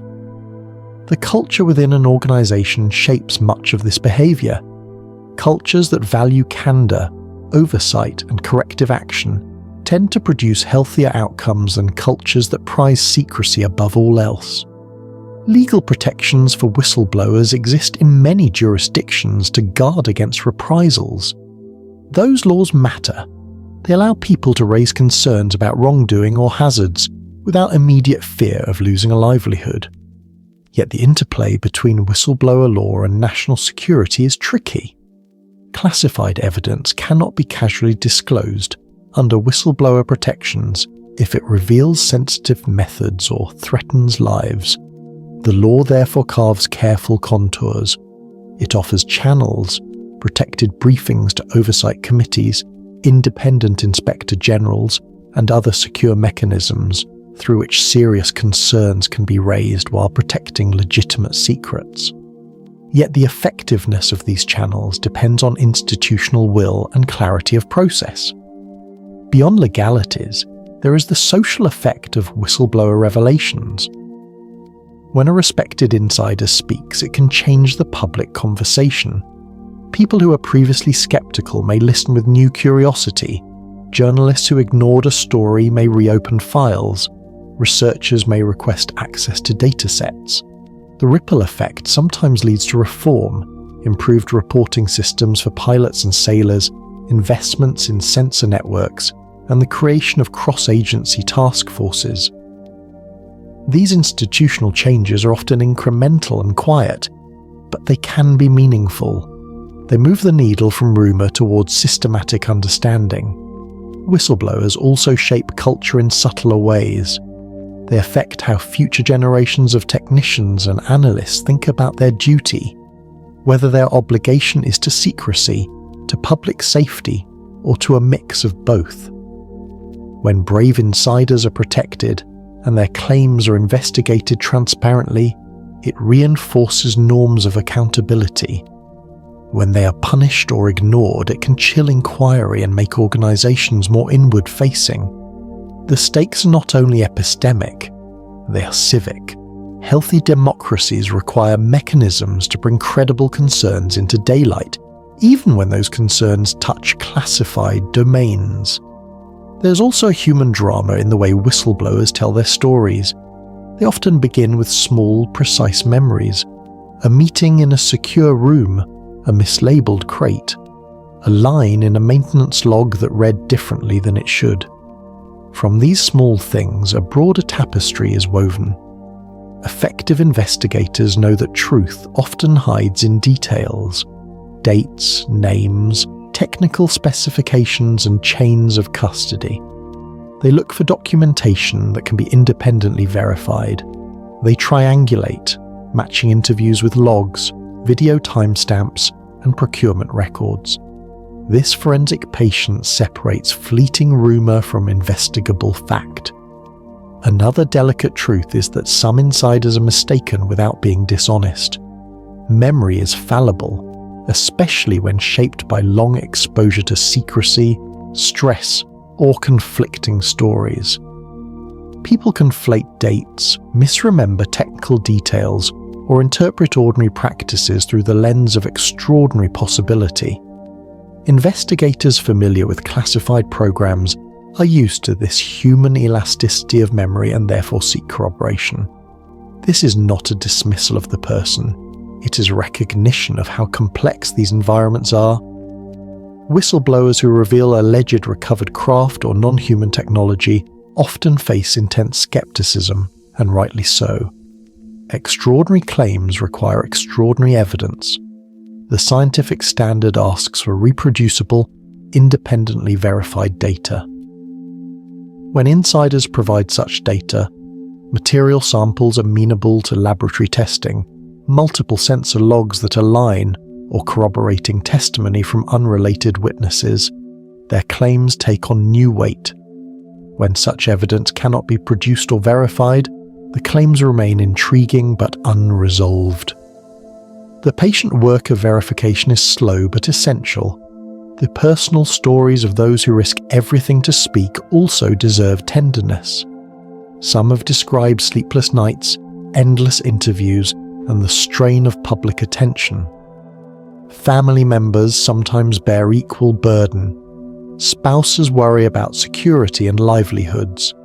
For everyone involved, the act of disclosure is a human sacrifice bound up with hope. Hope that truth will bring change, that it will inspire better oversight, that it will make the world safer or clearer. That hope is not naive, it is a steady human impulse toward accountability. Finally, consider the quiet, positive outcomes that can follow responsible whistleblowing. When credible insiders bring forward verified information, institutions often respond by strengthening procedures, improving data collection, and investing in scientific expertise. When the public is responsibly informed, democratic oversight can function more effectively. And when the culture shifts toward protecting and listening to credible witnesses, the long-term relationship between citizens and institutions improves. These are the kinds of changes that heal mistrust over time. As we bring this chapter to a close, picture a person in a modest home, speaking into a camera with measured words. They have prepared, consulted counsel, and weighed consequences. Behind them are stacks of documents and the quiet knowledge that what they say will ripple outward. For listeners, there is a gentle invitation. Listen, not with instant judgment, but with patience. Ask for verification, welcome independent review, and remember that the work of truth is often incremental, collaborative, and sometimes painfully slow. Chapter 12. The Hidden Files, Classified Leaks and Missing Evidence. There is a particular sound to a file cabinet being closed, a soft, final click that seems to say, "This matter is done." But sometimes that click is only the beginning of a different story, one that unfolds in shadows and margins. The tale of hidden files and missing evidence is not merely a catalogue of documents. It is a human drama about record-keeping, power, accident, and intention. Imagine walking down a corridor of offices late at night, light spilling from one doorway where an analyst stamps a cover sheet, and then pausing in another where a clerk discovers a box that should not be empty. That moment, between expectation and the small shock of absence, captures the quiet anxiety that surrounds classified archives. Records disappear for many reasons. Sometimes it is simple human error, a misfiled report, a mislabeled folder, an archive catalogued under the wrong year. Paper is physical and fragile. It can be lost during moving, damaged by water or pests, or misplaced when staff change roles. These mundane problems account for a surprising number of records that vanish from official inventories. In an organization that processes large volumes of paperwork, small errors compound. A single missing memo can create a puzzle when researchers later seek to trace a chain of decisions or to corroborate a witness's memory. The human fallibility of bureaucracies is often the least dramatic explanation, and yet it is both common and consequential. There are also procedural reasons why documents are sealed or redacted. governments classify material to protect national security. When documents contain details about intelligence sources, sensitive technological designs, or ongoing operations, redaction is a legal and institutional response meant to avoid harm. Redaction can cover names, technical specifics, or locations. When a file is released in redacted form, citizens see a shadow of the original text. Words removed in black bars, whole sections withheld. Those black bars create a visual metaphor for secrecy. They make absence visible and invite the imagination to fill the blanks. For those seeking clarity, redaction is both useful and frustrating. It protects, yet it creates a hunger for the larger context. Sometimes documents appear to have been altered. Paper trails can be edited for reasons both legitimate and suspect. A routine legal review might remove personally identifying information before release. Conversely, there are cases where documents were altered to obscure oversight failures or to protect reputations. Determining motive is delicate work. Investigators look for archival metadata, paper stock differences, ink composition, and chain of custody records to understand whether an alteration was benign or intentionally misleading. The forensic study of documents is itself a practiced craft, requiring careful comparison and the patience to follow tiny clues. Leaking is another human vector through which files become public, sometimes partially, sometimes fully. Whistleblowers and leakers may choose to disclose materials to journalists, oversight committees, or researchers. Leaks can be motivated by conscience, by a desire to reform, or by more personal reasons such as retaliation or fame. When genuine leaks have uncovered abuses, corrected official narratives, and spurred public debate. But leaks also raise questions about context and interpretation. A single document excerpt shown without surrounding material can be misleading. Responsible disclosure requires careful curation, accompanied by documentation that preserves provenance and explains technical terms. Without that care, a leak can inflame rather than illuminate. There are also stories of files that vanish in more troubling ways, crates found emptied, hard drives erased, or entire office sections closed and sealed with little explanation. Such events stir suspicion. Were materials intentionally removed to hide wrongdoing, or were they transferred to higher security repositories for legitimate reasons? Investigators ask hard questions. Who ordered the removal? Where were the items transported? And what logs document the movement? Chain of custody forms are the backbone of such inquiries. When the chain is incomplete or deliberately obscured, doubt grows and the public imagination rushes in to fill the gaps.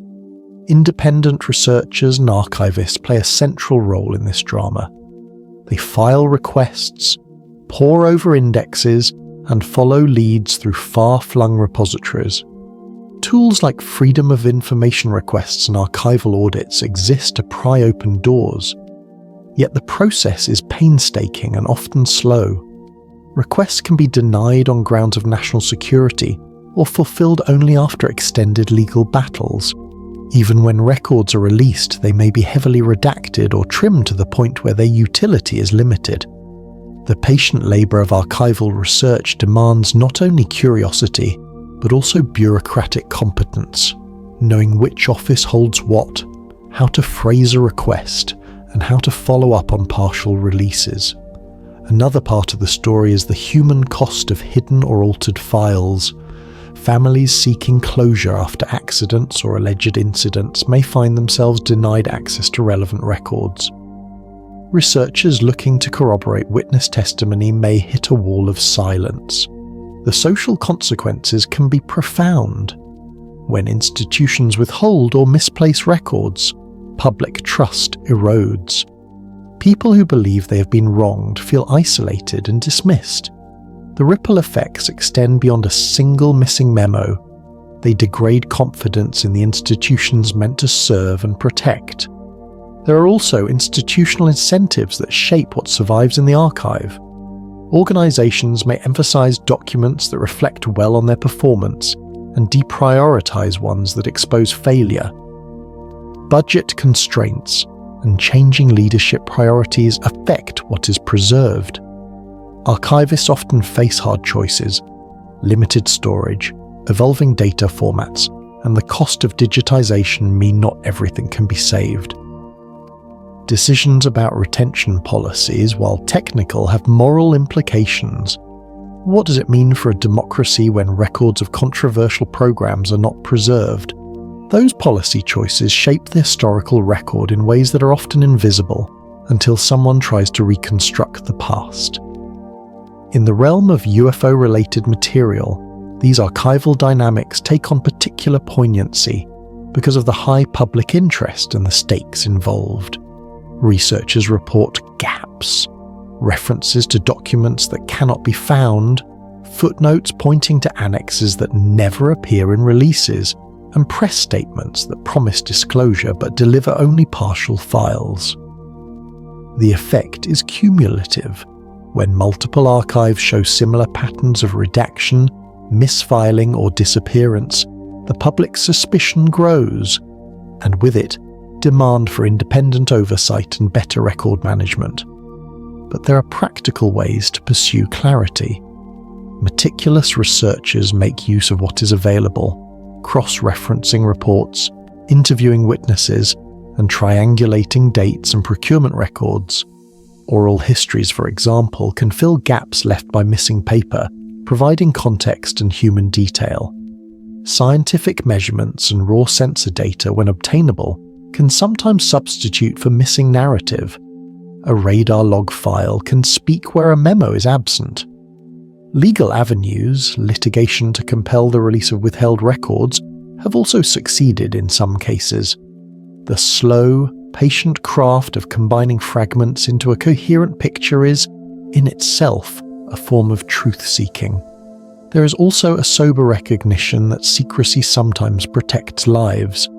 Certain details, technical specifications of weapons, intelligence sources, or methods of vulnerability assessment must be handled carefully to prevent harm. The tension between the public's right to know and the necessity to protect security is real and unresolved.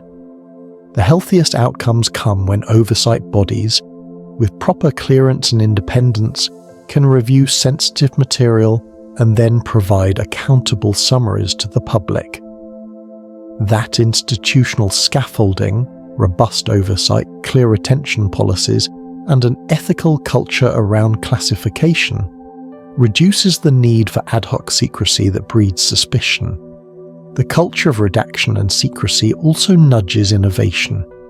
Digital preservation techniques, forensic document analysis, and open data initiatives have improved researchers' ability to detect alteration and to reconstruct missing information. Technology that timestamps files, verifies authenticity through cryptographic hashes, and archives metadata can make it far harder to alter records without detection. Advocates for transparency often push for adopting such systems, arguing that a combination of modern tools and legal safeguards can protect both security and public accountability. Another human dimension deserves attention: the whistleblower who hands a file to a journalist or a historian. Their act can be heroic, fraught, and legally risky. When handled responsibly, such disclosures can illuminate patterns and correct official misstatements. When handled carelessly, they can endanger sources or be misused. Ethical practices in journalism and scholarship, verifying provenance, seeking independent confirmation, and respecting privacy matter greatly. The way media and researchers treat leaked material influences whether leaks become productive contributions to public understanding or corrosive episodes of rumor. Finally, there is the question of meaning. Missing files do not, by themselves, prove a single grand conspiracy. absence can stem from bureaucracy, from legitimate secrecy, from human error, or from intentional suppression.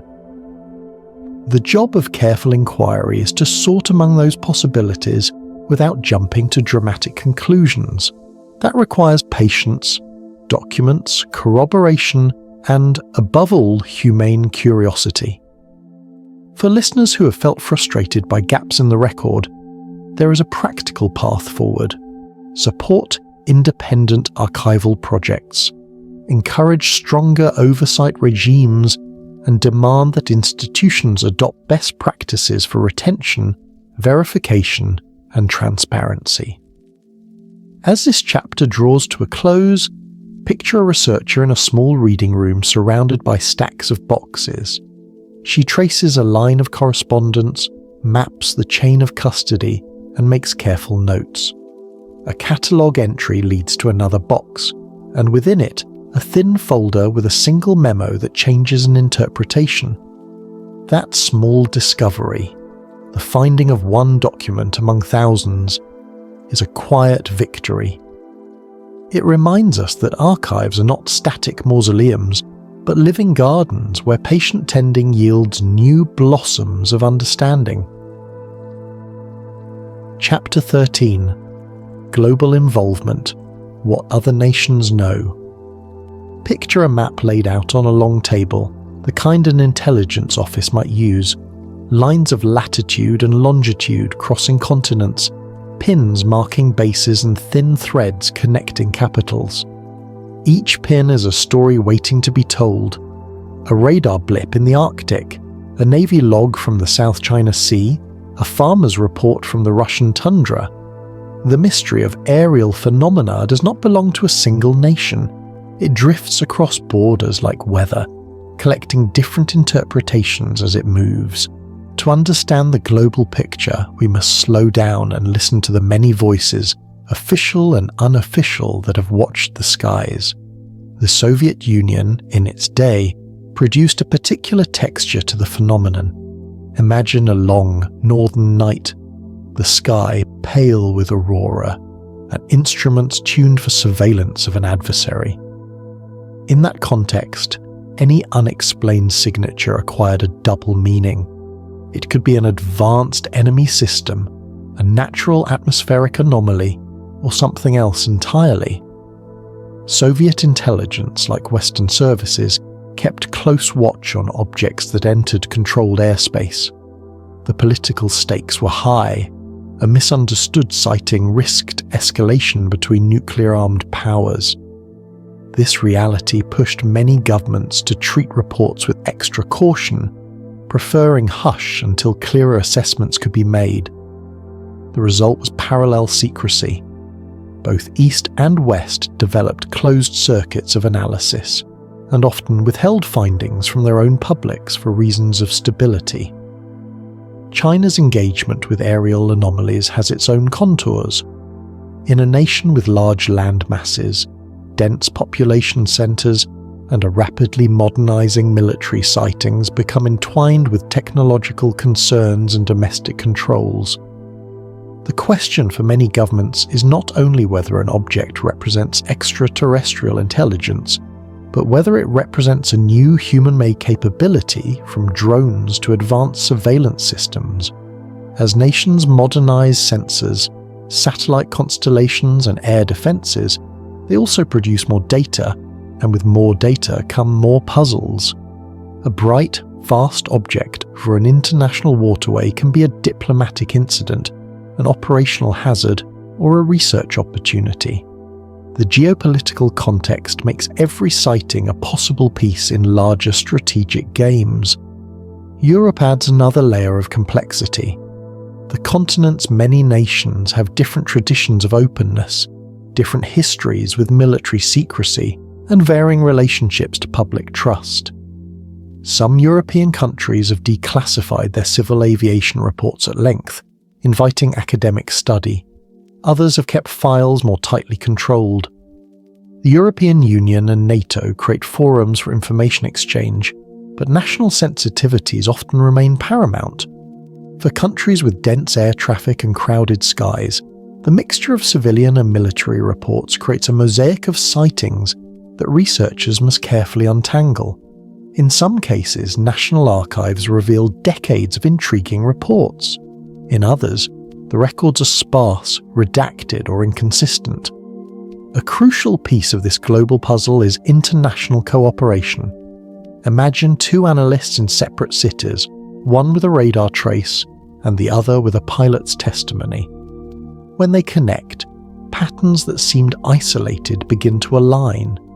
Intelligence sharing among allies, when it happens, can reveal whether an anomaly is a single local event or part of a larger series. Multilateral forums, scientific exchanges, and diplomatic channels can all help create a fuller picture. Yet cooperation is never automatic. Political mistrust, concerns about revealing capabilities, and different classification systems make sharing messy. The result can be a tapestry with 1,000 small patches that only occasionally line up into a coherent pattern. Different nations also bring different investigative cultures. Scientific communities in some countries are encouraged to publish and share data openly. In others, classified research channels are the norm. This variance affects how quickly phenomena are studied and whether results are subject to peer review. Academic openness fosters replication and cross-validation, building a more robust knowledge base. Classification, while often necessary for security, can slow the process of independent verification. The interplay between open science and controlled research is thus central to how the global community understands, and sometimes misunderstands, the skies. Transparency varies too, and that variation shapes public perception. Some countries have been more forthcoming, releasing files and encouraging academic work, which fosters public confidence and creates a body of research accessible to journalists and scholars.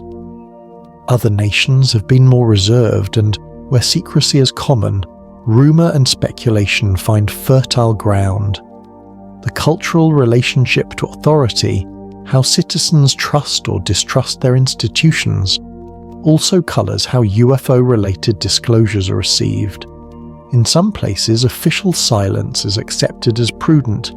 In others, it breeds distrust and conspiracy. There are also practical reasons nations might cooperate quietly. Shared airspace, overlapping flight corridors, and satellite tracks that cross borders all create situations where multiple actors observe the same object from different vantage points. Combining observations from different sensor types, radar, satellite, visual, and infrared, yields a more complete picture. A radar-only report gains new meaning when a satellite pass reveals a thermal signature at the same time. A pilot's close-range observation can clarify ambiguous sensor readings. International scientific cooperation, when it manages to overcome political friction, can transform fragmentary data into reproducible science. Another important dimension is historical. Nations that experienced intense periods of conflict or secrecy sometimes left behind different archival footprints. Some files were preserved and later declassified, others disappeared into the paperwork of collapsed agencies. The archival history of a nation affects what researchers can access today. Scholars who cross borders to study these matters often find a patchwork of well-kept records beside yawning gaps. Oral histories, memoirs of former officers, and careful cross-referencing of international logs become essential tools when paper trails are incomplete. The detective work is slow, but over time it assembles a map of shared and divergent experiences.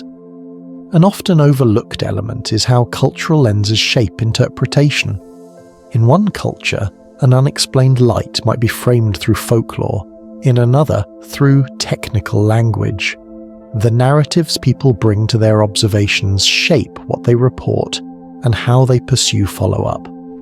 Anthropologists and historians remind us that what we see is often filtered through stories we already know, about spirits, foreign weapons, or celestial phenomena. Understanding those cultural frames helps investigators separate the phenomenology, what happened, from the interpretive overlay, how it was made sense of. There are also diplomatic risks and opportunities embedded in disclosure. If a country publicly admits to having recovered materials or extraordinary incidents, it risks sparking regional arms races or international scrutiny. Conversely, transparency can be an instrument of soft power. A nation that demonstrates rigorous, open scientific inquiry can build trust and attract collaboration. Diplomatic channels can be used to coordinate research, to share data securely, and to create international standards for reporting and analysis. The slow formation of norms, agreements about how to document and share anomalous events, could reduce misinterpretation and enhance safety. Some nations have comparative advantages: remote islands with clear skies, dense networks of civilian aircraft or advanced satellites. These advantages translate into different kinds of data density. For instance, countries with strong civilian reporting infrastructures may produce a high volume of credible eyewitness accounts, while those with extensive satellite assets may provide unmatched cross-sectional sensor data. Integrating these different strengths into a coherent global database would be a powerful step forward, but it requires trust, funding, and political will. The question of whether other countries are more transparent than the United States or vice versa is complex. Transparency is not a single switch, but a set of policies and cultural practices. Some nations may release certain categories of information more readily, while withholding other data for security reasons. Others may have legal regimes that favour broad public access. The comparison depends on the specific files, the period under review, and the political context. What matters most for the global community is the creation of reliable, jointly vetted standards and the slow building of relationships that allow data to be shared responsibly. In practical terms, what would better global collaboration look like? Imagine an international consortium of scientists and sensors designed to collect multimodal data and to standardize reporting formats. Think of shared protocols for preserving evidence, confidential channels for classified data, and joint working groups that reconcile national perspectives. Such a framework would not dissolve sovereignty, but it would create bridges, carefully negotiated and legally supported, that allow the world to learn more together than any single nation can alone. There's a poetic side to all of this. When we look up at the sky, our vantage is simultaneously local and global. The same object can be seen differently from different shores, yet together those views form the possibility of a fuller truth. The global story of unexplained aerial phenomena is thus a mirror of humanity's distributed curiosity, many hands reaching to understand a common mystery. If nations can combine their strengths, satellites with radars, pilots with scientists, archives with oral histories, the result may be less about declaring winners or losing secrets, and more about building collective knowledge. As this chapter softens to its close, picture that table with the map once more. Pins lift, threads tug, and new connections appear. Across oceans and across political divides, there are people doing patient work. Archivists unearthing files, scientists standardizing protocols, and analysts quietly comparing data. The progress is slow, but it is real. The more countries talk, carefully, respectfully, and with proper safeguards, the more the sky's puzzling stories begin to form a shape that many can understand together. Chapter 14. The Alien Presence on Earth. Are they already here? There is a deep, slow kind of wondering that takes hold when people begin to ask not whether something visited the skies, but whether it remained. Imagine a quiet evening in a small town, lights dimmed, a radio murmuring distant news, and someone stepping outside to look up. That act, lifting the eyes toward the night, carries with it a question both simple and vast. What if the visitors never left? The thought is not meant to startle. Instead, it invites a calm, methodical exploration of the claims, the evidence, and the human impulses that shape them. When people speak of an alien presence already on Earth, they mean different things. For some, it is a suggestion that non-human intelligences have been observed, monitored, or even interacting with humans for decades. For others, the phrase raises images of secret pacts between governments and otherworldly beings, underground bases where hybrid programs are conducted, or systematic monitoring of abduction reports. To walk through this terrain without alarm, we will consider each thread gently. The reports of ongoing contact, the institutional responses, the narratives of secret agreements, and the scientific and social frameworks that make sense of these claims. Begin with monitoring and abduction cases because they are among the most personal and emotionally charged reports.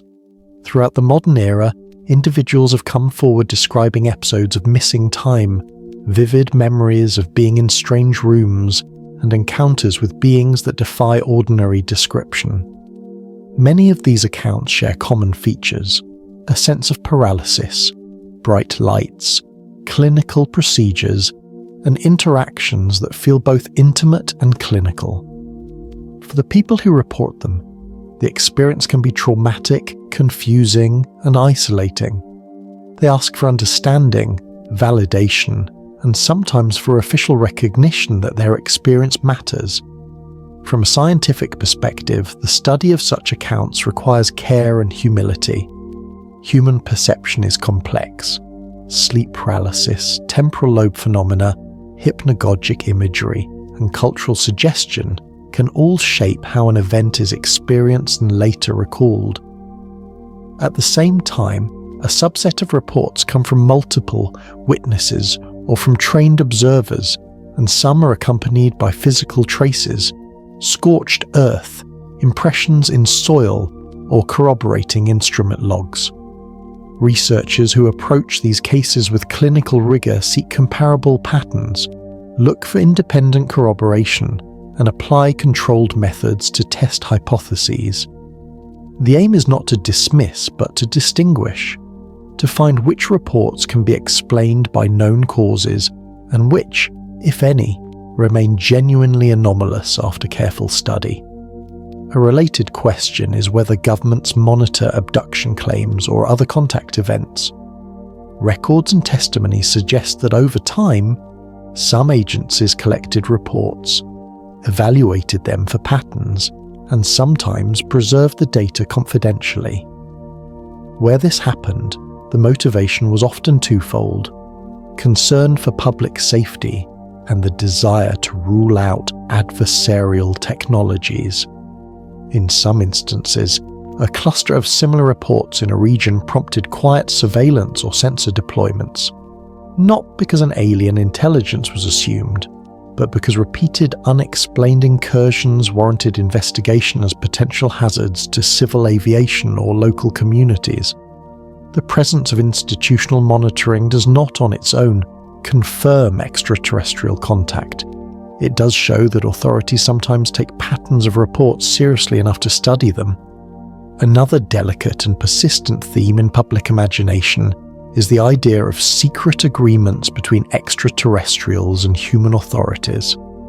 These narratives suggest arrangements made in the shadows, exchanges of technology for access, deals struck to avoid public panic, or pacts that negotiated terms of observation. Stories of this kind are dramatic because they propose a moral calculus. What might a government trade to secure advanced knowledge, and at what human cost?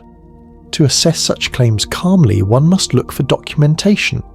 Multiple independent testimonies, corroborating records, and physical evidence. Absent that level of verification, such stories remain in the realm of intriguing conjecture. They nevertheless persist because they answer deep anxieties about control, sovereignty, and the unknown. Closely tied to secret pacts are the ideas of underground bases and hybridization programs. These are images that have long fueled speculation. Vast subterranean complexes where biological experiments are conducted, where human and non-human DNA are studied, or where hybrid beings are said to be produced. The practical questions here are substantial. Building and operating large subterranean facilities requires vast resources, logistics, and many people. The more complex the alleged program, the harder it becomes to conceal over long periods without leaks, logistical traces, or corroborating procurement records. Investigators who take such claims seriously seek documentary trails, contracts, construction records, procurement logs, or independent satellite imagery that might reveal unusual construction patterns.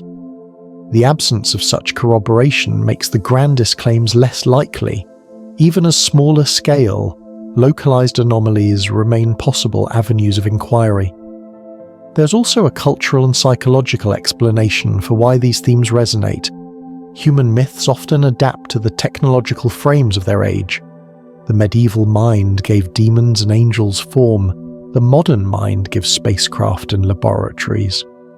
Hybridization narratives reflect deep concerns about bodily autonomy, identity, and what it means to be human in an age of accelerating biotechnology.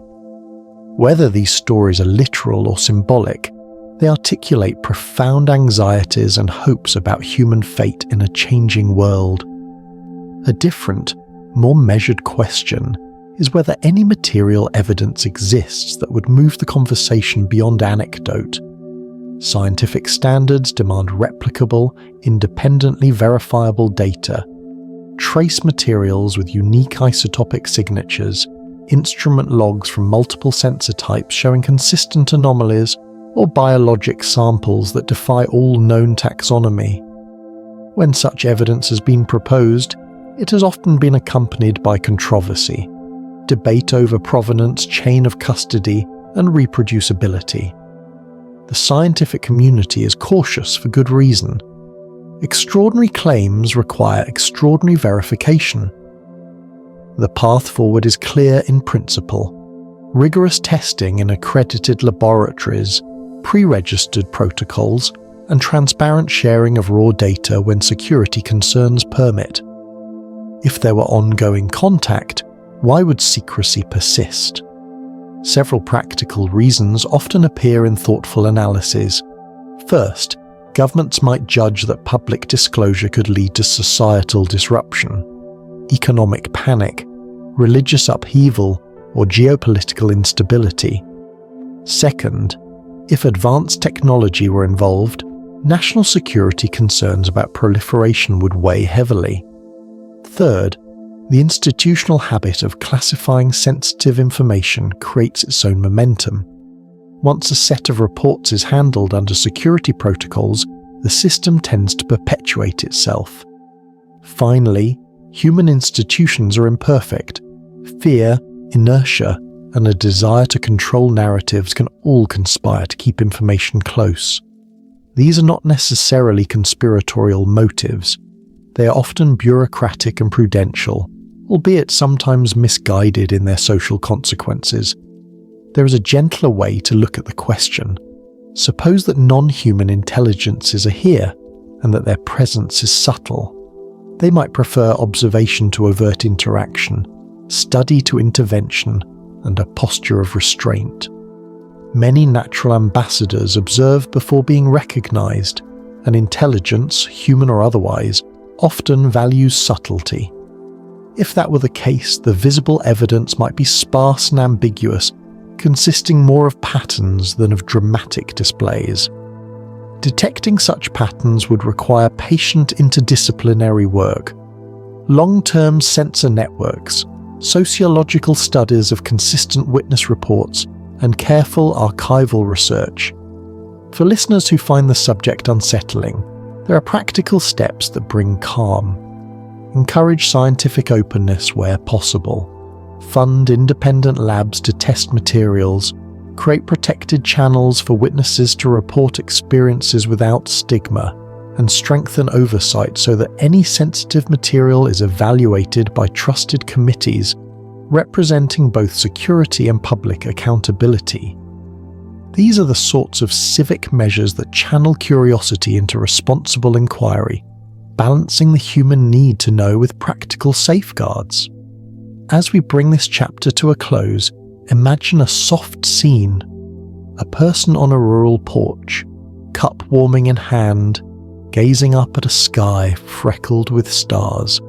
They feel a mixture of curiosity, tenderness, and humility.